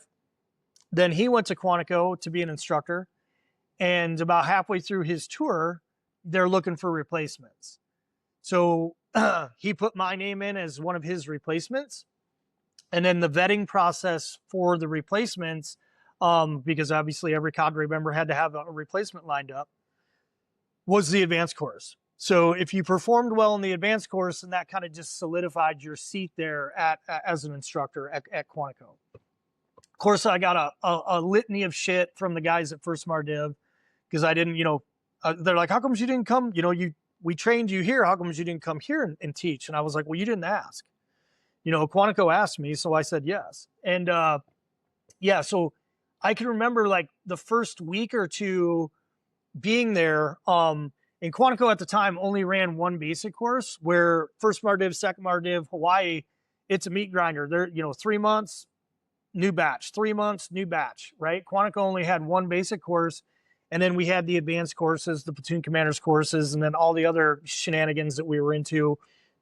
That was when I was, assigned, over, and assigned is a loose term. I was requested over at FBI HRT, you know what I mean? Like, you had all these like side projects, right? Shout out to those guys. Those guys are awesome. But I remember saying to that tactical mentor, I was like, hey man, when do we haze them? Like, when the first students showed up, my first class, and I'm just bird dogging for that entire first class, distinct difference between my experience at First Mardiv and Quantico. And, obviously giving myself a little bit of credit, at least I was smart enough to ask. I was like, when do we fuck them up? When do we haze them? And he was like, hey dude, we don't do that here. He's like, the curriculum in the school is hard enough. He's like, we don't have time. We don't have time. We have to teach these guys how to be snipers. You know what I mean? And not saying that I wasn't taught well at First Mardiv, but apples and oranges, as far as the experience goes, and so that immediately kind of set the tone. Like, okay, this is how we do. Once again, every circus has its own act. This is how we do things here. If you want to do it the other way, then you should go to those other places. So yeah, if that answers the question, it didn't take me very long to realize that it wasn't going to be the same movie that I had playing in my head, and it was a good movie. Like I said, it was a high watermark in my career. That's about, I mean, it sounds like it.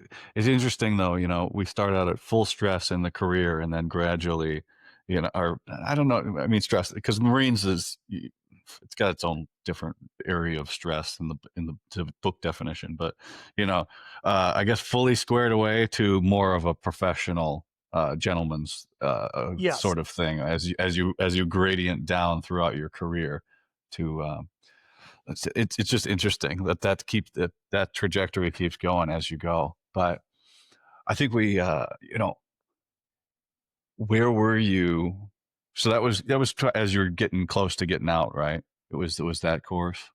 So Quantico, I was an instructor at Quantico right after the invasion of Iraq, Okay. in 2003, and I spent from 2003 until 2007 at the schoolhouse. I then went to another unit that I won't get into for a little bit, kind of like a holding pattern for some of the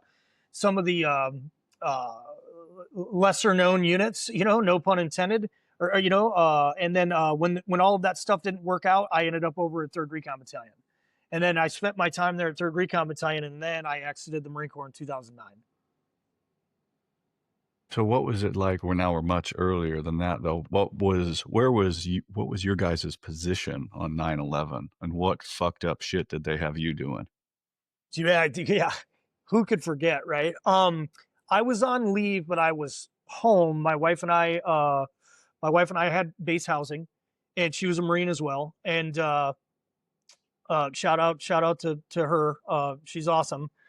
She went to work, and because I was on leave, and I can't even remember what I took leave for. I don't know if I just wanted, some time on the couch or what. I was on because I didn't go home. But I was on leave, so I was sleeping in, and the phone rang, and I just picked it up and set it back down. I'm not taking that call right now. This is pre-cell phone, or at least pre-cell phone for me. And then it rang again, And I did it again. And the third time, I'm like, okay, something's wrong, you know? So I pick up the phone and it was one of my family members. They're like, where are you at? I said, I'm sleeping. What's the problem? And they're like, you need to go turn on the TV right now. So turn on the TV right as one of the planes hit. My wife was driving. She called as soon as she got to her office, and obviously everything was a bustle. Shit was going bananas. I can remember the only thing I thought when I saw the second plane hit, I was like, well, we're going someplace. you know, we're definitely going someplace. It's just a matter of when and where.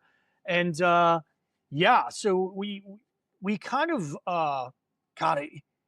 I can't remember how long it was before. Like, initially, they were going to send us over to Tajikistan for something. Like, it just seemed like nothing was off the table. It was just bananas. You know what I'm saying? For months, you know, they stood up what was, if I remember correctly, the Alpha React, which was like, hey, you guys are in charge. Like, it's almost like that movie Battlefield Los Angeles. You know what I mean? They're like, if they hit LA, then, first time 5th Marines, that's their AO, and like all these like battle plans and all this crazy shit. Afghanistan was obviously already kind of underway by this point, and then all of a sudden it was like, hey, we're going to Iraq. And at the time, I couldn't, sounds good to me. You know what I mean? Like, no questions asked. Like, let's go. This is Christmas come early. We're finally getting ready to do it, and yeah, so that we ended up going to that first initial push into Iraq, and all the shenanigans that went along with that, and yeah, it was awesome. It was some of the best times, some of the worst times, right? And learned a lot. It was a long deployment, obviously, and which I'm happy to talk about if we have time. And then once it was done, where we thought it was done, at least our portion of it was done, I had already had those orders to Quantico. So that was kind of a little bit of a fork in the road. Like, all the senior members of the battalion were kind of transfixed, and we're all products of our environment, right? I can remember having a conversation with my platoon sergeant. He was like, hey, I did the Gulf and I did Somalia. Like, these things don't last very long. He's like, don't shit can those orders to Quantico. He's like, you're going to miss an opportunity. Well, I took the orders to Quantico, and I think they were in Fallujah 3 months after I checked in. It was a very quick turnaround for first time 5th Marines. So my team members are calling me, from deployment, from Fallujah, kind of rubbing it in, like, wish you were here. Like, we miss you. I was like, I wish I was with you too. But you make your choices and you live with those choices. I don't think anybody knew it was going to go on for 2 decades. I don't regret the choices. No, nobody knew. I'm sure somebody knew, but they're probably keeping that information pretty close to the chest. Right. That they knew that things were going to go on for that long, that we weren't going to. If you believe that there's a puppet master behind the scenes, or somebody just good at seeing where things were going, could predict that things would go that. But nobody knew. Everybody thought it was going to be over real quick, especially in Afghanistan, where we go in, we topple the country right away, and then we kind of spent 20 years giving it back to them, to a certain degree, and then completely back to just how it was before. And then why are we in Iraq? Why are we doing this? And it's coming through in the invasion. And so you would have been. Do you think about that a lot? If you would have stayed, you would have been in the invasion force in Fallujah. What's a lot? You know what I mean? I just got done with a Quantico sniper reunion that was held out in Maryland. So like in elements like that, where there was guys that had their time there. Yeah, obviously then it's running circles. You know what I'm saying? Yeah, like definitely during the time, like when I knew my guys were over there, that it was, all day, every day. It was hard to even concentrate on, my day-to-day functions. You know what I mean? How could it not be? You know what I'm saying? You know, you feel like you let them down. Like you regret your decisions. You you want to be there, and not that they're not capable, they're 100% capable. For all the reasons, like I thought about it constantly while it was happening. But I mean, I don't, not anymore. You know what I mean? Not anymore. Like I said, it was so long ago. Like I said, it seems like 1,000 years ago, and there was so much that happened in between. Like, to sum it up, had I exited the Marine Corps, like let's say I had not gone to Quantico and I had gotten out, if I'd gotten out and been a civilian and that shit was going on, like I 100% probably would have looked like Back to the Future, just smoke and fire on the way to the private recruiter's office. You know what I mean? Like I would have broke and I don't think anybody could have stopped me. You know what I mean? But I don't think about it much anymore. And depending on the circles, the circle. Obviously, it was a hot topic at the reunion. All of our combat time was obviously trips down memory lane, so to speak, right? But I don't look at it as woulda, coulda, shoulda. It was a conscious decision. It was a conscious decision to take those orders to Quantico, and they paid plenty of dividends. I got exposed to things there that I don't think I would have gotten anyplace else, right? And very, very thankful. So I don't think it was a wrong decision. It was just a decision, if that makes sense. Yeah, absolutely. I'm just always curious what people get hung up. I mean, I get hung up on some things that uh, you would never even think of. It's just what stands out to people is interesting to me, and what we think about, and all these other little things. And I'm big on like throwaway comments. Some people, you can say the wrong thing to somebody at the wrong time, and it can ruin their life. Like I had a sergeant major make a comment to me once, and I was depressed about it for like 5 years. And he was just a throwaway little thing. So everything affects everybody differently. I'm just always curious. And with this, I get to take everybody's knowledge and hear it all, and take it all in, and it's changing the way I think and things like that. And I'm so interested in everybody else's way of thinking and things, and how it affected them, and where they were in history, and lining them all up in this big board in my head and things like that. So it's very, very interesting to me. And I mean, obviously it paid for you, because the unit you get into, we'll get into in a little bit here, but there's no train up for that unit. You just show up, you show them what you got, and they either take you or they don't. And so you got some of the best long range training that the military has to offer, and it probably paid off for you in the audition. Yeah, it really did. And one of the worst things I've ever had to do, believe it or not, was in my when I exited the Marine Corps. I was bar back and I was bouncing. I was doing some personal security details up in DC. Just kind of fucking around, waiting for my paperwork to go through. Right. I was riding motorcycles with the Boost Fighter Motorcycle Club, which was fantastic. Shout out to them. So just kind of dicking around, waiting. But one of the contracts that I did while I was waiting for my paperwork to go through was a pistol test for the Marine Corps. So a friend of mine had a company.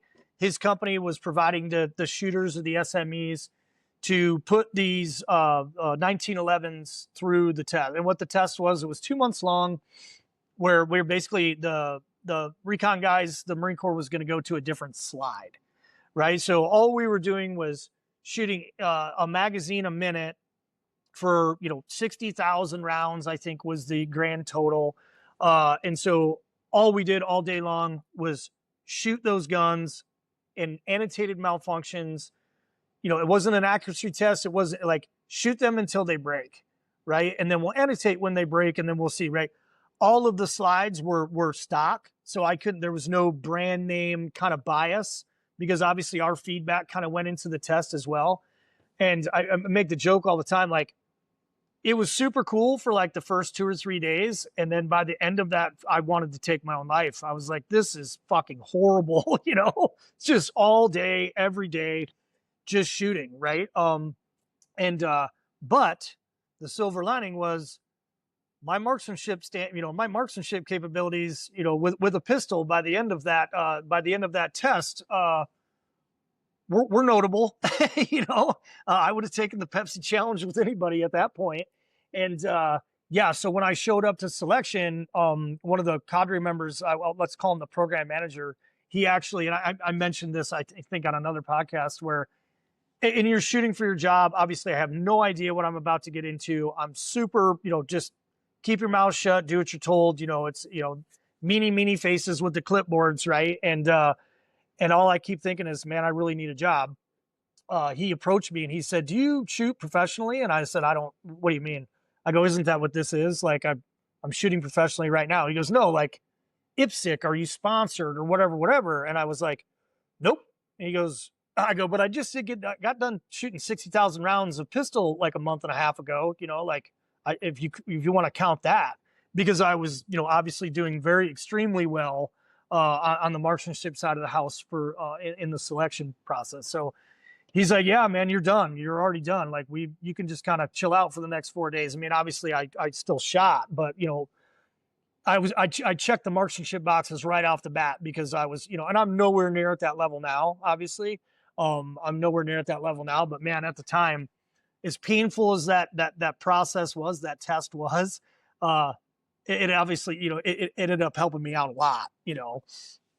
Uh, That's yeah, that's pretty interesting to see because you shot 60,000 rounds per person per handgun.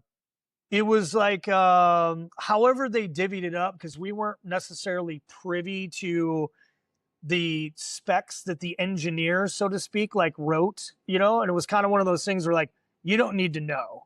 All you need to do is shoot the rounds. I had a guy that would load my magazines for me, and then he would stand there with a clipboard, you know, he would stand there with a clipboard, and I had my G-Shock watch up on, because we were on the covered range there in Quantico, and I hung up my G-Shock and I just set the minute timer and I would put my headphones in. And when I saw that thing beep, I'd pick that 1911 up and I would just try and drill the hole out of that center of that target at 25 yards. Like we fucked around. Like I went and Xerox copied all of the people that were involved with the test.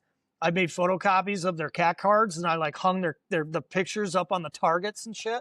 Like we had fun with it, but I got fucking tennis elbow from picking that 1911 up off the ground for however many times a day. You know what I'm saying? Like it was insane. And that's the number that always sticks out in my head was it's a 60,000 round test.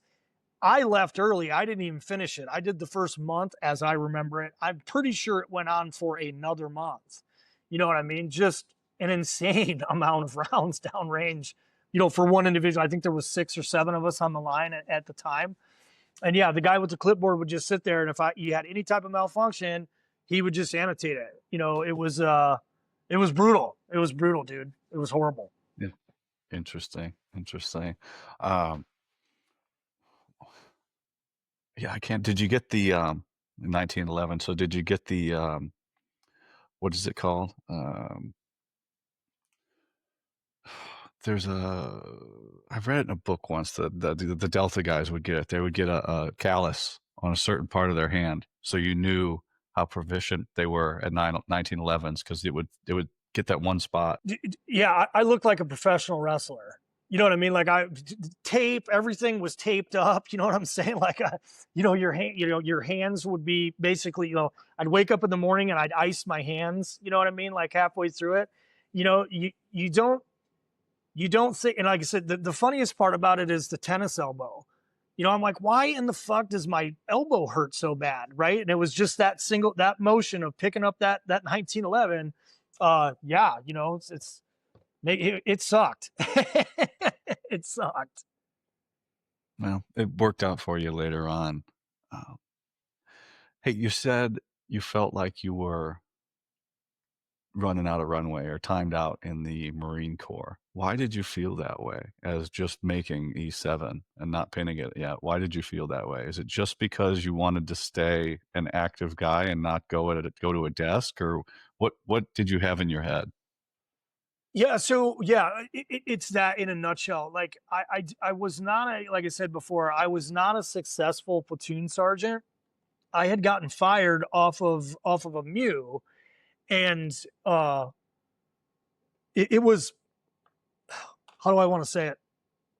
It wasn't a surprise. Personality driven.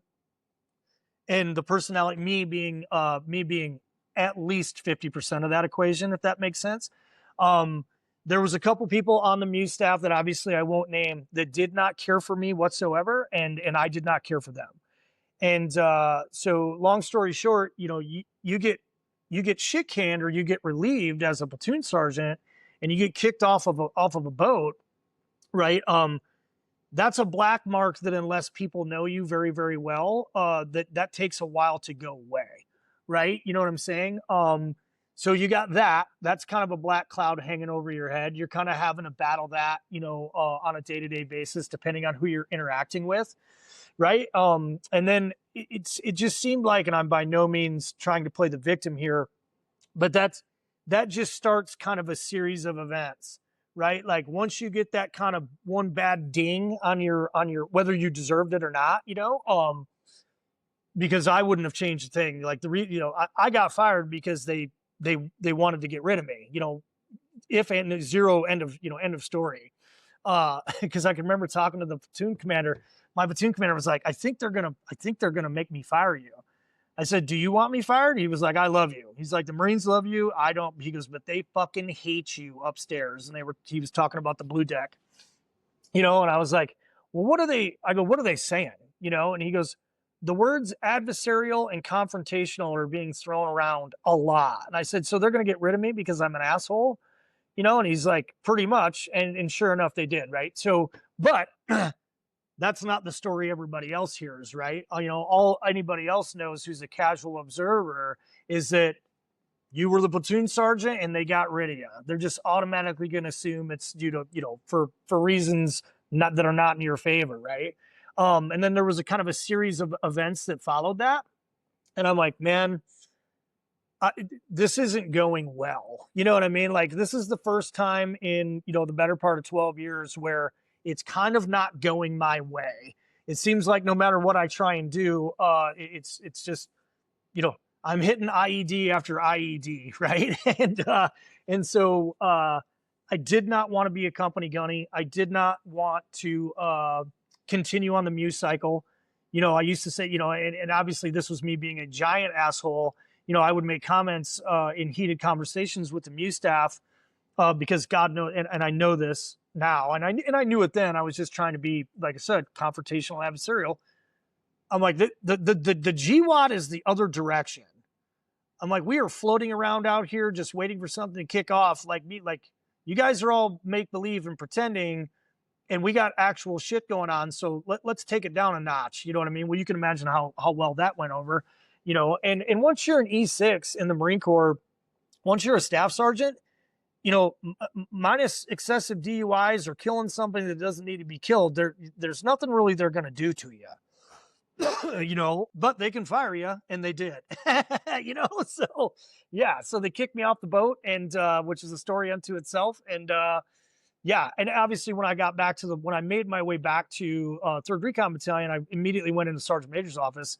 I was like, "You probably want to see me," and of course he's like, "Tell me the whole story," and I did. And they just gave me another platoon. We went down to the Philippines and started jumping and blah blah blah blah blah. Because at that point I was real short. I might have had 6 months left, type of deal. So yeah, I just when I say I was running out of runway, I wasn't having the best time, and I didn't like any of my future options. So taking selection, for the contracting universe was that just see, and I had friends there, obviously. A lot of the guys that I taught sniper school with in Quantico were already there, so it was risky, but it seemed to be the better option, and obviously it was. I had 9 years left till I retired at that point, give or take, and man, I just would have been so bitter and so, just not like it would have sucked. You know what I mean? Like, so it was a conscious decision, and I think it was the right one. Is that a time thing too? I don't know how MARSOC works at all, or their structure. Because for us, if you're a staff sergeant, yeah, you can just go to selection. Even E7s can go to selection up to a certain point. They got to keep signing deck statements and things if they want to go to a team as an E7. But why were you timed out of MARSOC? Was it just a younger man's game at that point? Because I don't know how it is today either. Yeah, that's a great question. I'm glad you asked it. So when they stood up MARSOC in its infancy, they lowered the flags at, we'll start from, start to finish. So you had Det 1, which, Special Operations Detachment 1 was the proof of concept, right?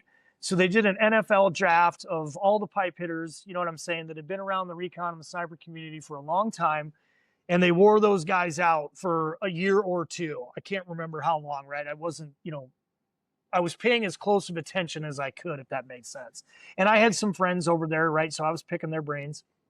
In the meantime, they lowered, after Det 1, they lowered the flags at first and second force, and they rose MARSOC 1 or, first MSOB, second MSOB, whatever, MARSOC. And then they wore those guys out for a couple of years, right? All the while beefing up the numbers for MARSOC as it's known right now, right? And I'm no historian, you know what I'm saying? Like I said, the internet I'm sure will fact check me, but basically they came out and said E5s and above, if I remember correctly, are unable to lat move or transfer into the reconnaissance community. So even the fact that I got into recon as a staff sergeant was a little like I had to call in some favors.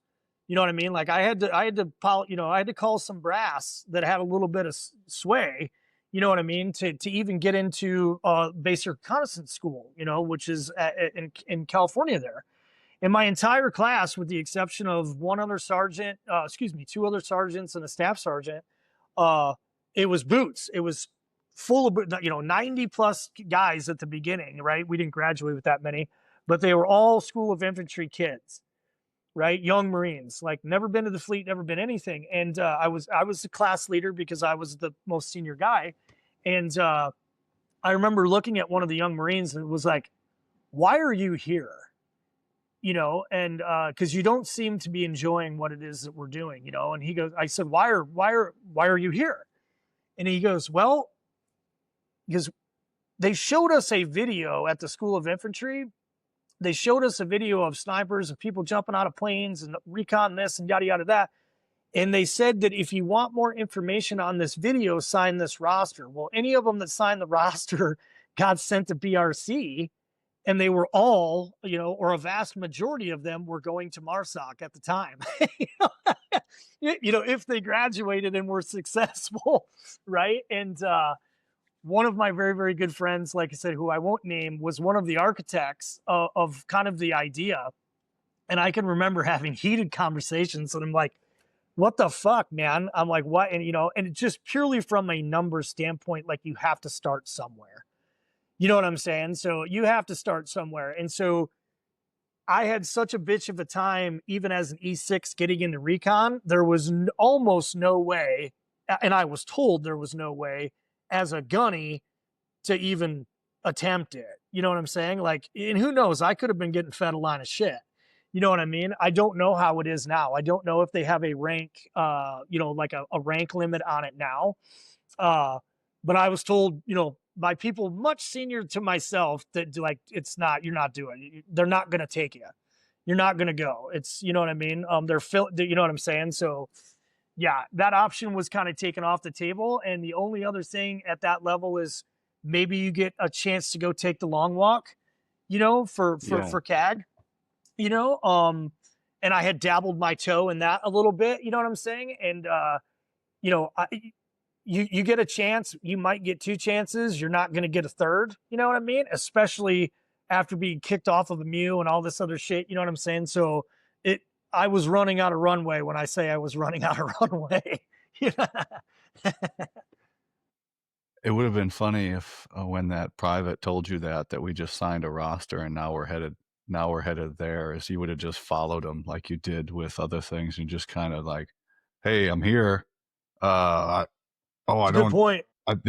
They told me my orders would be here when I got here, and then like, okay, yeah. you just show up like you own the place with those other schools and stuff. Just walk on to a special operations unit.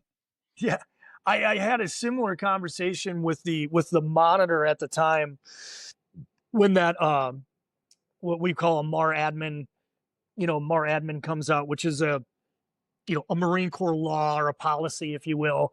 When that MAR admin came out where they said, E5s or E6s, can't lap move, that was right around the time, because that was my plan. I was like, I'm going to teach sniper school at Quantico for 2 or 3 years, and then I'm going to lap move over to 0321, and I'm going to spend the rest of my life in the recon community until it's time to retire. And so that made it that put a major fucking hiccup in my plan when they came out with that. So, like I said, I had to fight tooth and nail just to get over to the reconnaissance community. I think at the time I might have been running out of positive equity, if that makes sense, or favors to call in or what have you. But yeah, I was always very intrigued with the organization that I took selection for. And so that was just, you know what I mean? Like it was an easy decision to make, to take selection for that unit. Little known fact, and there's no way you could have known this. You could have just gone to Special Forces selection too. Crossed my mind a lot, dude. I had a guest on the show. His command, he was in the Air Force. His command wouldn't let him go, so he took 30 days of leave and went to selection on leave. That's badass. Got selected. The Air Force had to release him, and then he went over to the Army. And I don't even think he had an MOS at one point. He had to go get an MOS just so he could go. I gotta go back and watch my own episode, but crazy roundabout way of getting there. But took leave, went to selection, passed, and then the Air Force was all pissed off because they had to release him. So that's fucking badass, dude. Yeah, I mean, that crossed my mind. Believe it or not, I'm not placating you. Like that crossed my mind. I started having those thoughts. I think any recon Marine or sniper, any Marine that's in a combat MOS is probably not telling you the truth if at some point in their career they don't go, maybe I should go see what the Green Berets are all about. You know what I mean?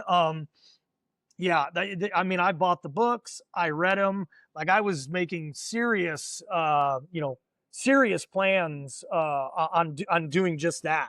You know what I mean?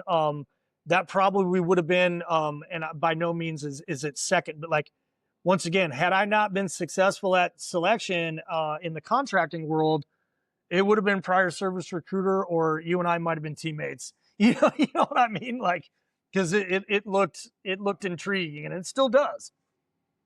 The years would have been, we would have been.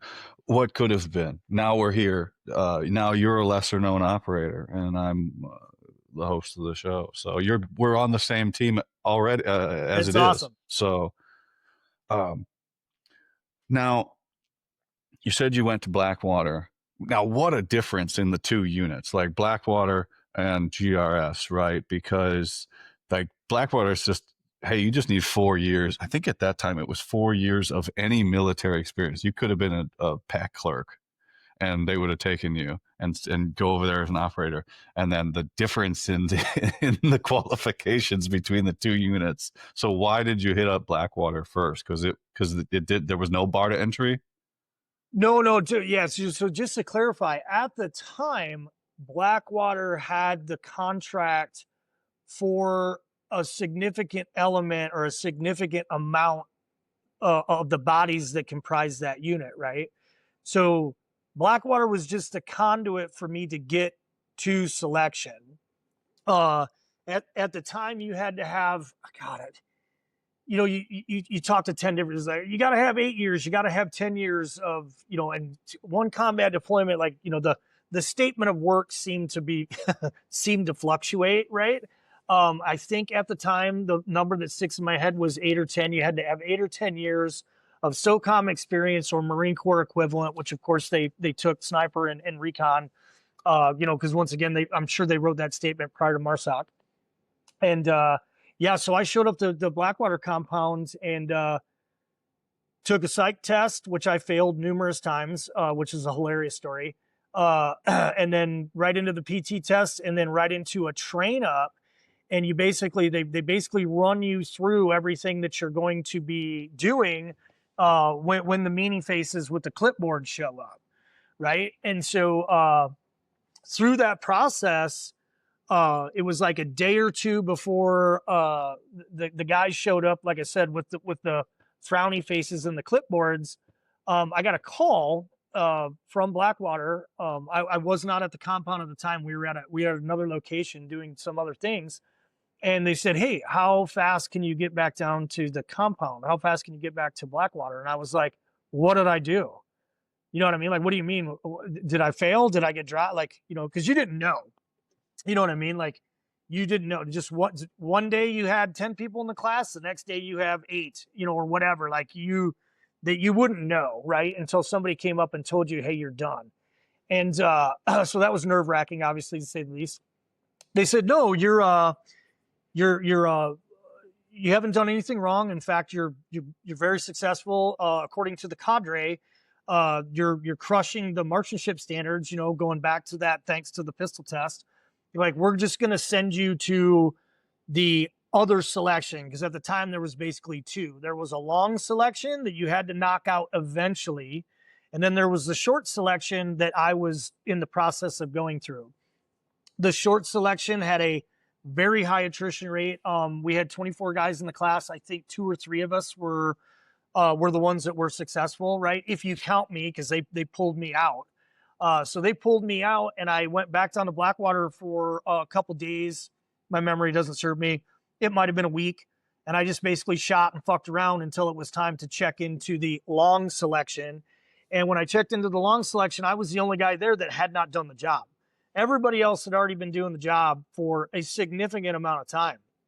And yeah, so that was nerve wracking to say the least, right? But yeah, yeah, it was. And then obviously Blackwater. I think I was a Blackwater employee for maybe 4 months, because right in the middle of either my first or my second trip overseas, they lost the contract. And not to insult anyone's intelligence, but all that means is one day I'm wearing this T-shirt, the next day I'm wearing the next T-shirt. You know what I mean? All I got to do is sign the paperwork, and it's a seamless transition for me, right? So yeah, I didn't have the true Blackwater experience that you're probably referencing, if I'm being honest. I'm getting this from Morgan, and his was 4-5 years before you, so things changed Sure. probably dramatically, because Iraq was the Wild West at the time, and he said if you knew somebody that worked there, you were in. Like, that was it. Yeah, probably. I have no doubts. Yeah, the original guys, the original Dirty 30 guys, and obviously, like, what they go through now versus what I went through, holy shit, apples and oranges, in a better way. Like, what the guys go through now, night and day. And that isn't to talk shit about the cadre. Like, I'm by no means talking shit to the cadre that put me through. I'm very, very thankful for those guys. But it's very, very interesting. Like, how often do you get to be part of a unit that's that young? You know what I mean? And kind of go through those transitional growing pains. You know what I mean? Like, everything that we did or that he did, nobody does anything wrong on purpose. You know what I'm saying? They were doing what they thought was the best to do at that time. And then as the unit matures, the operations mature, the environments mature, you start making those changes, and for the better, you know what I mean? For the better. The training that the guys get now, and I spent a significant amount of time on the training cadre for that organization, and I just can't say enough about it. Like, when I showed up to Afghanistan, it was very, very hard skills and decision making focused. So your CQB, your marksmanship, and your decision making was those were kind of the 3 pillars, right? If you were poor at any of those, then you probably weren't going to be selected. Now, but I basically showed up, and I was like, my partner Matt, who was kind of my tactical mentor once I got over to Afghanistan. I was like, what do we do?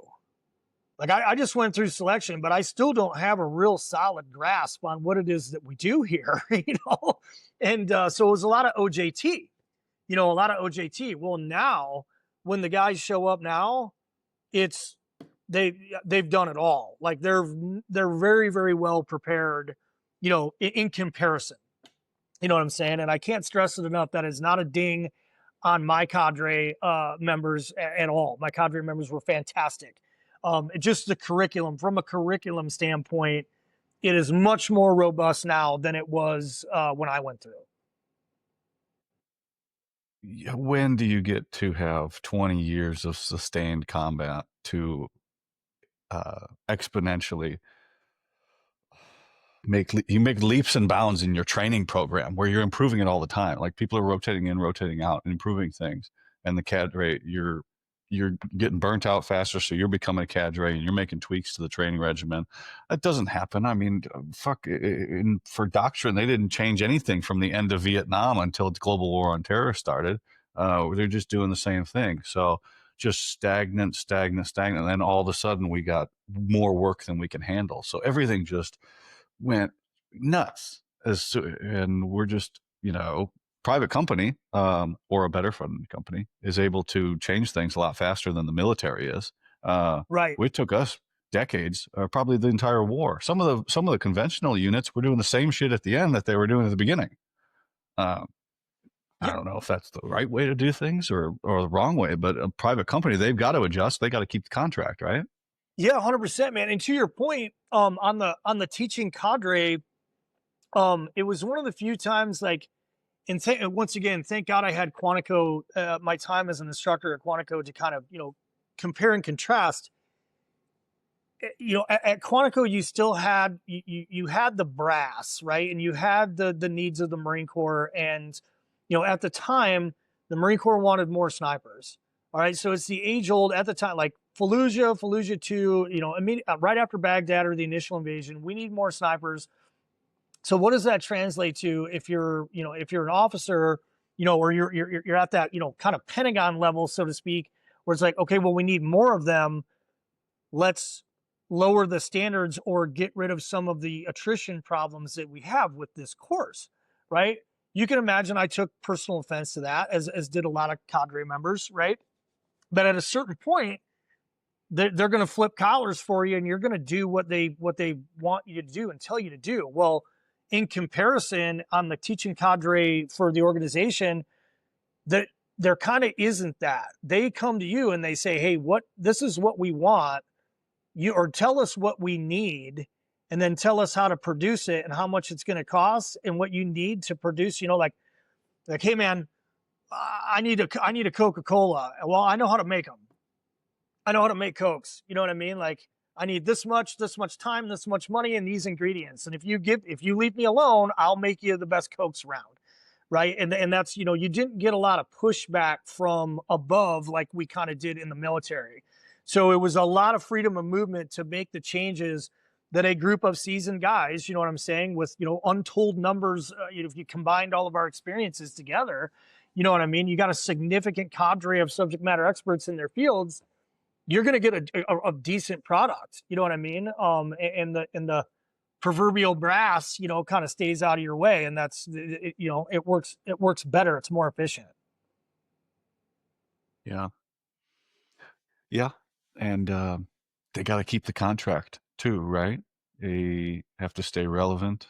And if the people that are signing the checks are happy, then the people in charge are happy. And then that just keeps going around until it's not. Everything's okay until it's not, right? I wanted to circle back on one thing here, though, because we get out of the Marine Corps, and I don't want to say a high note, but I feel like you didn't go out how you wanted to, and then you go right into contracting, and then we had said it's kind of detrimental in the long run for things, but also it was the right way to go about things. How? Because a lot of guys, almost everybody that comes on the show, goes into some sort of depression or funk when they get out of the military. Like, they lose that status, especially people on this show, because we're so heavily invested in the sacrifices that we make to get to these positions. Oftentimes that our personal health and our family get sacrificed along the way, but we're fully invested in our career, and then it goes away. How did you make that transition? And did you just replace it with contracts, did deployments going overseas? Yeah, I literally just replaced it. I replaced it. I think I had, I want to say it was roughly 9 months to a year of kind of lag time between, you know, taking off my camis for the last time, Marine Corps camis for the last time. It was roughly 9 months, maybe a year long for the paperwork to go through. And then after selection was done, I was on a 90-day on, 30-day off rotation. And I did that for a number of years. And to your point, like everything was secondary. Everything was secondary to, and none of this is something that I'm proud of. I just think it's guys can relate to this. Like there became home more than home was home very, very quickly. And, home was just something that, you had to come, and I won't say had, like I didn't want to come home, but you understand what I'm saying? Like you're home, but your mind is still there. You know what I'm saying? Wherever it was that you just came from, and mine happened to be Afghanistan. So yeah, an immense amount of sacrifice as far as my family, my children. I was not a pleasant person, probably to be around, if I'm being honest. It just the rotation, the 90-30s. It just starts to wear on you after a while. And you think, if you guys like us, if you think I'll just lean into it harder, I'll just lean into it harder. And, it wasn't until I started teaching, and it kind of throttled back a little bit. And not necessarily the amount of time. In fact, I think I was gone more on the teaching cadre than I was, on the deploying side of the house. But, just lots of habits, lots of coping mechanisms, none of which or most of which are unhealthy. And then obviously just the natural stress and of being in those type of environments for extended periods of time. You know what I mean? It just starts to wear on you. You know what I mean? And it definitely took its toll on me. I was very, very fortunate enough to go down to that very early on to some of the experimental medical treatments that are becoming very popular now. I definitely went down and did that very early on. I think it was like 5 or 6 years ago now. That was a game changer. I highly encourage anyone that's struggling to seek those places out. Absolute, life changing experience, and for the better. You know what I mean? For the better. It was, there was me before, and then there's me after, and you know, the me after is a much better version, if that makes sense. It does. I know what you mean. What was obviously you're there, you have your reasons for being there, you're looking for something. Was that a common thread amongst the other dudes there? The contractors. Yeah. Yeah, there was I would say the pool was mixed as far as like there was some guys that were retired and uh just looking to kind of stay in the game. Um I don't know that I was looking for anything in particular other than to one, I'd always, wanted to be part of that organization. And that was obviously a conduit, taking selection was, I wasn't going to go to Yale. You know what I mean? So, I was looking for a way into the organization. Selection was the way to do it. And I think most guys can kind of relate to that. I think the contractors obviously get kind of a bad rap, especially in the early days where it was simply about money because it was lucrative. And I'm only speaking for myself, obviously. I I would have done it for free, literally, if I could have gotten away with doing it for free. I wasn't mad about the paycheck. The paycheck was obviously lucrative, but it was the experience. And one of the best things about that organization was Green Berets, Rangers, police officers, recon, sniper, Delta, all of it. You know what I'm saying? Like you're sitting at the table with all of these guys, right? And all of this experience. And you want to talk about some immense personal growth. You know what I mean?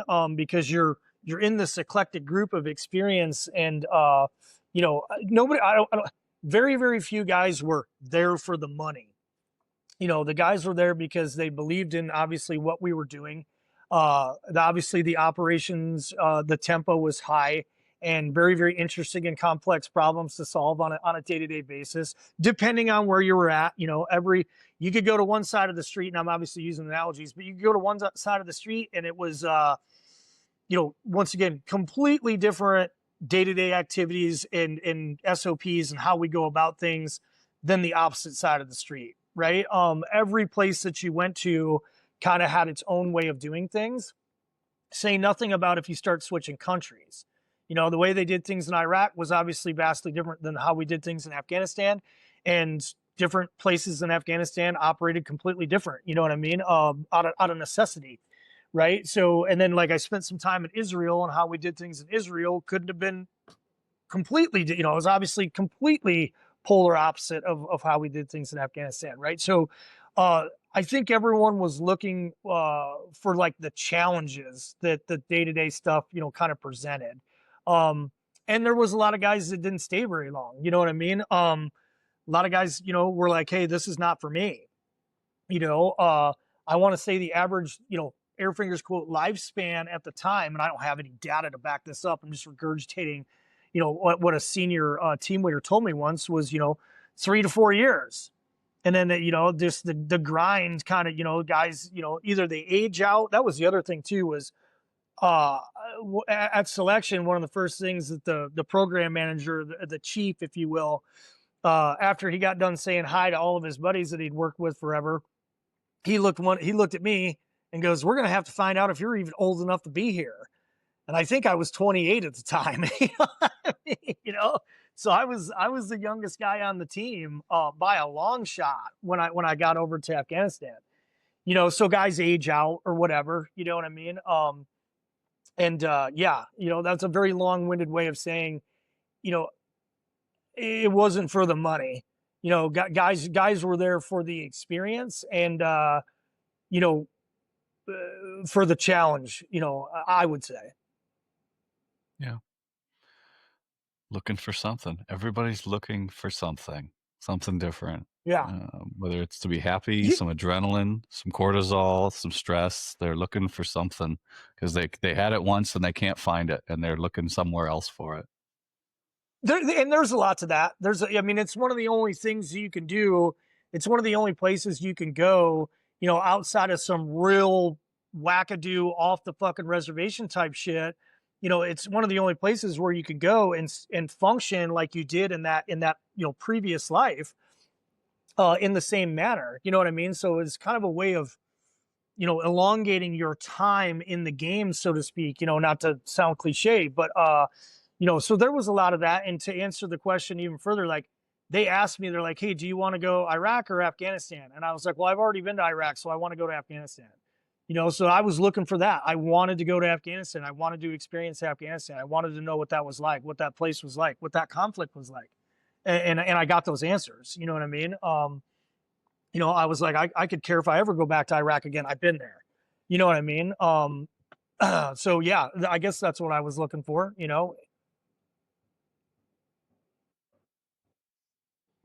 30 on, 90 off, or 90 on, 30 off is that's going to take a toll on you. And you said you went and did some treatments.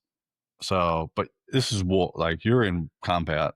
So rough schedule combined with Afghanistan at the, oh God, the fucking height of the global war on terror on the contractor side.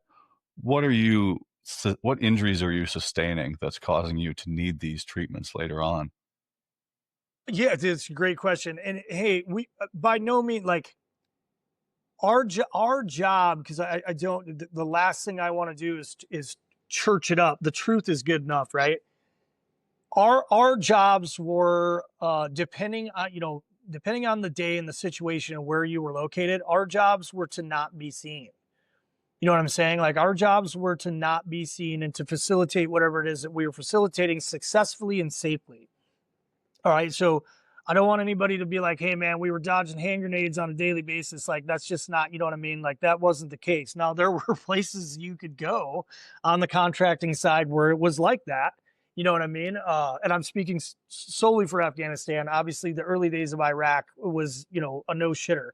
Um, I would say mine were uh, definitely mental. You know what I mean? I was always very lucky injury wise. I did not sustain a lot of injuries, either in the Marine Corps, and definitely not like I think, you know, a broken toe here, a broken nose there, or something. You know what I'm saying? Like it's not like I didn't have any like massive sustain, obviously concussions or what have you. You know what I mean? What led me to go down to that treatment was uh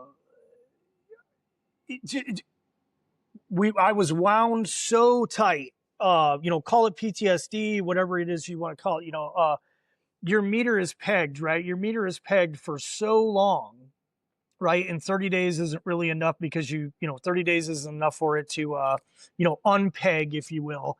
My meter had been pegged for so long that that that option to go down and do that treatment, I didn't have to think twice about it. Even though I had really no idea what the treatment was all about. It just kind of spoke to me, as woo woo as that sounds. I had done some independent research on the treatment itself. You know, in a what do I want to say? You know, Rogan. You know, I was watching a lot of Rogan at the time, and you know, he was talking about it, and I drew a lot of comparisons to an accident that I had when I was younger, where I had like a near death experience. And a lot of these guys that were taking this treatment, what they were saying was eerily similar to what I had experienced when I was in high school. And so very intrigued. And I was like, I got to get my hands on this some way, somehow. I got to figure this out. And so when my swim buddy, you know, when my partner calls me up and says, hey, I've got an opportunity, you know, he goes, he goes, I'm not sure if they've had any Marines yet. He goes, it's all SEALs that are going through this. Like, so keep in mind, this is like 5 or 6 years ago. Uh, he goes, they offered me a slot to go down. And I said, I would only go down if you come with me. And I was like, let's go right now. You know, and of course that wasn't, you know, you can't go right now. There's a process that you go through. But yeah, we went down there and we did it. And just, they say, hey, what are your intentions? What are you trying to accomplish with this treatment? And I just simply said, I don't want to be mad anymore. I don't want to be mad. I don't want to be angry anymore. The end, period, end of story. And did the treatment, and yeah, you know, like I said, me before, me after. You know, it was the, you know, the closest visual representation I could say is, you know, like taking that fucking 100-pound ruck off finally. You know what I mean? Like finally just unstrapping that 100-pound ruck, but the 100-pound ruck is just intense anger for no other reason than just your meter's been pegged for so long. You know, Can you say which? Can you say which treatment it was? we did ibugaine and DMT. Yeah, we did ibugaine and DMT. And the DMT experience was very prolific for me. You know what I mean? The ibugaine not so much. You know what I mean? Wasn't a poor experience. It just wasn't. You know, in comparison of the two, DMT was life changing. The ibugaine was just you know, very strange. You know, for a prolonged period of time. But yeah, it was it was life changing. Like I said, I cannot stress it enough to guys that are struggling. And it doesn't, you know, obviously we have a, you know, a preference for guys in our line of work, but EMT, firefighter, you know, police officer, you name it. Like, you know what I'm saying? Like it is, I highly recommend it if you're struggling. So it's one thing for you to see the difference, but what about the people around you? If my wife was on here, she'd tell you the same thing. She would tell you there was Dagan before and there's Dagan after. You know, you know, she was like, hey, it's a visual difference, you know, and she goes, I could tell as soon as you got out of the car in the driveway. And so yeah, And my wife's done it. My wife has gone down and had her. Obviously, now they have a spousal program, and she's gone down a couple times. And yeah, just highly recommend it. And it's you get out of it exactly what you ask it for. If that may, as strange as that sounds, right? It's by no means an easy button fix. The integration and what you have to do on the back end and the front end, but definitely on the back end, is important.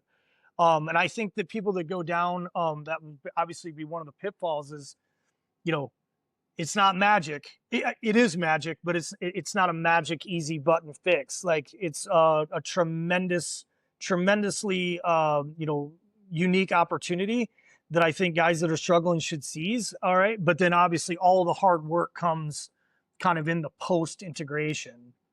All right, because we can kind of fall back into those old habits and old you know mental ruts very easily if we don't if we don't do the work on the ass end of it.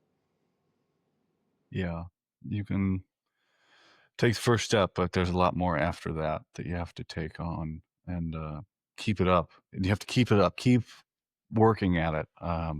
Just like in the military, we have to keep every day. You got to go in and earn your beret or earn your Yep. tab or everything else. You can't just sit and, well, I'm done. I made it. You got to keep working at it and got to keep your mind clear. And I don't drink anymore. Definitely for the best. I work out a little too much, but that's probably at least a much healthier solution. Yeah. It's go ahead. I'm sorry. Go ahead. No, go ahead. No, to use that, I use that alcoholic analogy all the time, right? Like people ask me, they're like, "Well, what was it like, or what was the process like?" And I use the alcoholic analogy because it's guys can relate to that. Where I'm like, "Hey, if you're a hardcore alcoholic, that first day or month or year is difficult, right?" And then some people, obviously, I can't speak for everyone. The farther you get away from that last drink, I would assume, that kind of the easier it gets, right? I'm not speaking for everyone. I'm sure there's some people that are like, "Hey man, every fucking day is a struggle." And I understand that. Well, the reverse is, or the opposite is kind of true to me for the medicine. Like the farther I get away from that week, the harder it is to kind of reach back and touch it, if that makes sense. Like the longer you go, and there's days that I struggle, and I use it as like a reference point. Like I'll feel anxiety or I'll feel anger, things that, things that should by no means be, getting my meter pegged at all. And I'll reference back to, like, "Hey, remember what that medicine or what that experience taught you." You know what I'm saying? But the longer you get away from it, sometimes the harder that is to reach back and touch it. Like I said, those old habits or those old, well, they're old habits. They have an uncanny way of kind of creeping back in. You know what I mean? Where you're not doing the PT, you're not doing the meditation, you're not doing the journaling, you're not doing, all those things, that kind of encompass, that treatment. And it's noticeable. You know what I mean? It's noticeable, without a doubt. Like I said, like you have to be disciplined, and that same discipline that we utilize to get the t-shirts that we collect. That's that same level of discipline that you have to have on the back end to kind of, to be able to keep touching it. If it was 5 6 years ago or what have you, and I struggle with it, I'd be lying if I said anything to the contrary. You know what I mean? I've got to work at that every day. Some days I'm better at it than others. It's how it is. It is. I like that analogy that you used. It's kind of the opposite. It's very easy for me. Once I made the decision, it's like, okay, that's it. The only thing that is strange about it is I had a full range of emotions when I was drinking. I do not sober. Um, I very little happiness, mostly content or anxious and things like that, but not anything of the it's tough to describe. I'm sure somebody knows what I'm talking about, but very little compassion. But the whole message is positive. Like we just have chosen that we're going to go that way. So it's very strange inner workings now. And I had that when I was drinking, but yeah, I would push it way too far. Very good at it. Could drink an awful lot of alcohol and just be uh, normal looking, I guess. Probably just like we're sitting here. And then, but personality kind of took a dive. One day I Yeah, was yeah, fine drinking a handle of vodka, and then I wasn't after a while. So, but yeah. Well, good for you, dude. That's text. yeah, that's good. And I think I'm sure like you're starting to see quite a bit of that, and that's a good thing.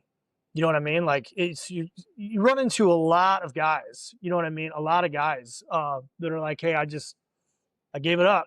You know what I mean? I gave it up. And not and it doesn't have to be some rock bottom crazy fucking story. They just made the conscious decision that it's not serving me anymore. At least it's not serving me in a positive way. So I applaud guys for that. You know what I mean? I definitely, because it's a staple. It's a staple in our cultures. You know what I mean? The Marine Corps is a drinking culture. The ODA, that's a drinking. The military in general.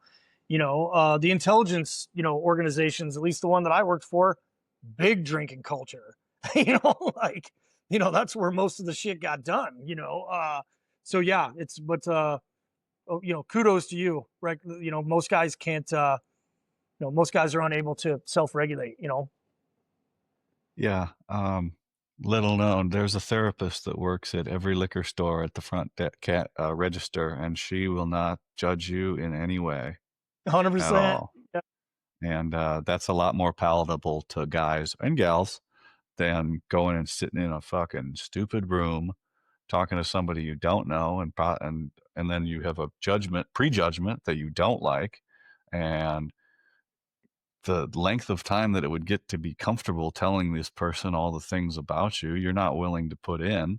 I mean, who would be, even if they're willing to be there months and years of going every other week or whatever, however time frame that you're on, just to get comfortable with a person.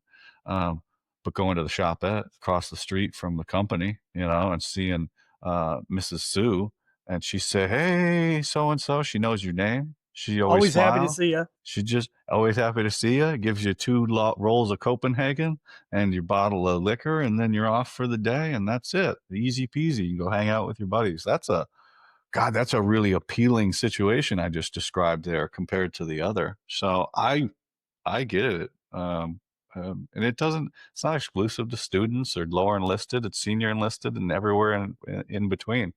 I'm sure there's some general that's struggling with it too. The same situation, goes in there, the lady smiles at her, and he buys his stuff and goes off home and of going through something. So it's different for everybody. But I hope with this and with talking to more people that guys will be like, yeah, I'm going through that too, or at least see that they're not alone. And I do understand that at this point, a lot of guys realize that they're not alone, but maybe if they just keep hearing it and keep hearing it over and over again, just like some of that training, that they'll start getting through and they'll take things more seriously and maybe stop fucking deciding to shoot themselves on their day off or, ruin their lives and things like that. But we can't do everything for that. We can do what we can do for ourselves, and hopefully that'll rub off on more people. And that's, like I said, I'm here to bring everybody together.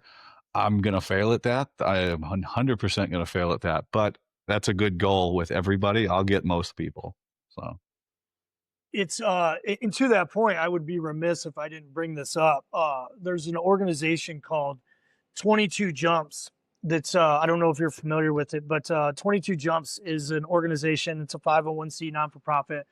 Uh, I was fortunate enough to go to one of their veterans retreats in Moab, and in a nutshell, it is veteran owned. He's Tristan. He's a Marine, and they combat PTSD, trauma, substance abuse through extreme sports. So base jumping, skydiving, jeep crawling, you name it. Like it's rope swinging, slacklining, mountain biking, like just all the outdoor badass shit that you can think of crammed into 1 week, right? And I was fortunate enough to go out there to Moab to their annual veterans retreat, and I'll skip the gory details, but basically Tristan had looked at me, halfway through it, and he said, which one of the candidates do you think is, gaining or gleaning the most out of this experience?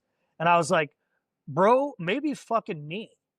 I was like, this is amazing. And I was like, this is like, I said, the clearest way I could say this is I always refer to that experimental treatment. I refer to it as Mexico. And the people that know me, obviously, or have been through it, that'll make sense. I'm like, hey, this is Mexico without the drugs. This is Mexico without the psychedelic treatments. I was like, watching these guys go through some of these events. I'm getting goosebumps right now just talking about it. It was just amazing, right? It was amazing form of bonding and conquering fears and doing things that you would probably never do, on your own accord if you weren't, allowed that opportunity. And so anytime I get any type of a platform whatsoever, I try and push that because like I said, I can barely formulate words. It was just absolutely amazing what they're doing. And so yeah, once again, if guys can't get down to some of those other experimental treatments, then look up 22 jumps and see if they can get involved in that. And yeah, just an amazing therapeutic week with the people that you enjoy spending your time with, right? Obviously, mostly complete strangers. We weren't when we left, by any form, by any stretch of the imagination. And yeah, I can't say enough a good thing about them. But anytime we're talking about PTSD or substance abuse or people that are struggling, alcoholism, that immediately, 22 jumps immediately comes to mind for me because I was so fresh in my head from last year. So yeah, I encourage guys to look them up as well. Love it. Fucking love it. There's so many opportunities and agencies out there to help. And yes, I look at them sometimes. I'm like, man, there's a lot, but it does help when they're specialized and you can get a group of exactly like people together. That's the most beneficial. There's benefits to everybody being a little ambiguous, but when you get Green Berets together, that's fucking cool. When you can get MARSOC guys together, that's cool. Or SEALs, or everybody gets around their people. It's just something you can't really. I guess you could probably shove it. It's you're around your teammates again. When you're in high school sports or college sports or in theater, you're around those people again. It's different. You get to talk, tell the inside jokes and the stories and things. And this isn't exclusive to the military. It's for law enforcement as well. You're around firefighters, and they can tell their inside stories that only they understand and the experiences that they go through and things. And it's really helpful. And but I do encourage at least put your hand up and say, hey, can somebody just point me in the right direction here? Maybe do that first before we take some other drastic steps. Right. But like I said, we can't help. We can try, but we're not going to stop it. We're going to hopefully make better choices for other people in the future. We're not going to stop it. I'm not that rosy colored look of the world. But we can try and do our best, and the chips fall where they may. Fuck, man. I think that's a really good spot to wrap things up. I've got 5 questions here that I ask everybody, and then I'll cut you loose. Yeah, man. Yeah, shoot. Fuck yeah. What's your response to thank you for your service?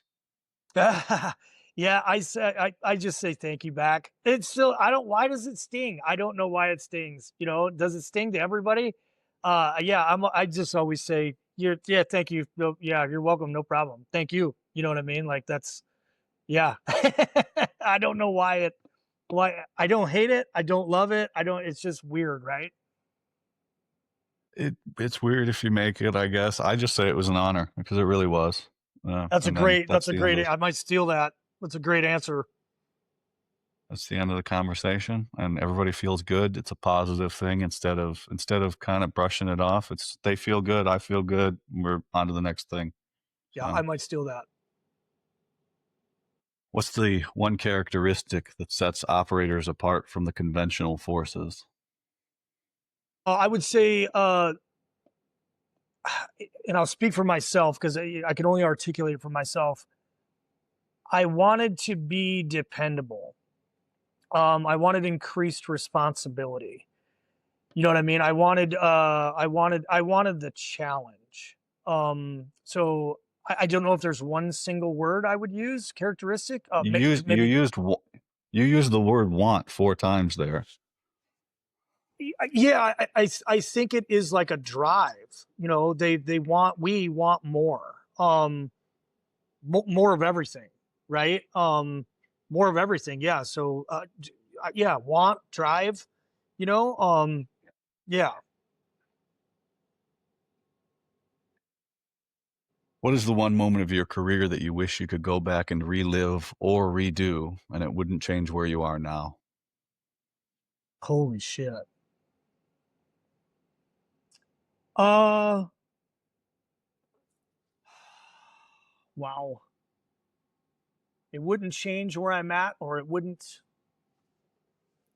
Nope, you have same different actions in the middle, but you'd still be sitting here doing an interview with me right now. There was a time in the invasion of Iraq where I put.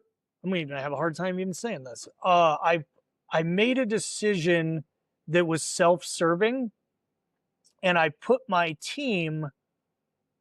myself before my team. Um, and basically, what that was there was only a certain the situation I was in was right in the back of the bus because there wasn't room for me or a job for me up front or go find a job up front, but there's only space for me. And so when I found that space, I said, "Hey, basically, can I ride in this element, which was the cat element of the First Battalion, Fifth Marines in the lead vehicle?" Um, and I had to go tell my team, and basically they were like, "Hey, we've got room for you right now, but we don't have room for your whole team. Let us expend some ammo and make some room, and we'll kind of get them in as time progresses." And that all made sense to me at the time because I was getting what I wanted, which was to be at the front of the bus, if that makes sense. And I went back and found my team in the back of the bus where they were, begrudgingly, put. And I said, "Hey guys, I'm going to be up front for a couple days. I'll I'll come get you when there's room." And you can well imagine, and we had been a team for an extended amount of time. We had been a team for a couple years, and man, they were not happy. It was very emotional. They felt like I was abandoning them, and I guess at face value I was. And it was like I said, it still sticks to me to this day. Obviously I made the decision that I made, and they were back with me in relatively short order. But it was the one time I can really pinpoint where I put myself before them, and that eats at me, still to this day. Hard lesson to learn. Yeah, yeah. What's the best piece of advice that you received during your career? Be humble. Be humble. Be a lifelong learner. You know, uh, yeah. Be humble. There's always going to be somebody that can shoot better than you, that can run faster than you. It just be proficient, be a student of your profession, be a lifelong learner, but stay humble. I think is kind of the best advice I ever got. I was very, very fortunate to have a lot a lot of good role models, a lot of good, as I like to say, tactical mentors, if you will. Um, but yeah, kind of the number one thing was, stay humble. As we check these boxes, you know what I'm saying? Because nobody does it perfect. You didn't invent any of it. You can be the best there is and still, and still not get the job done. A two-way gunfight's a two-way gunfight. You know what I mean? That those bullets don't care. You know what I'm saying? If you're a squadron sergeant major or if you're an 0311 with, still civilian chow in you. You know what I'm saying? So stay humble. Last one, man. What were you afraid of then, and what are you afraid of now?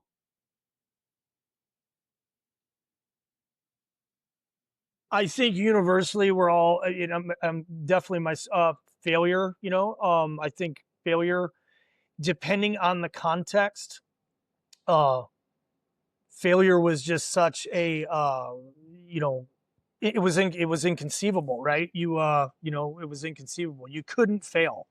Now, obviously, we know that's not true. People failed and have to do things a couple different times or whatever, whatever.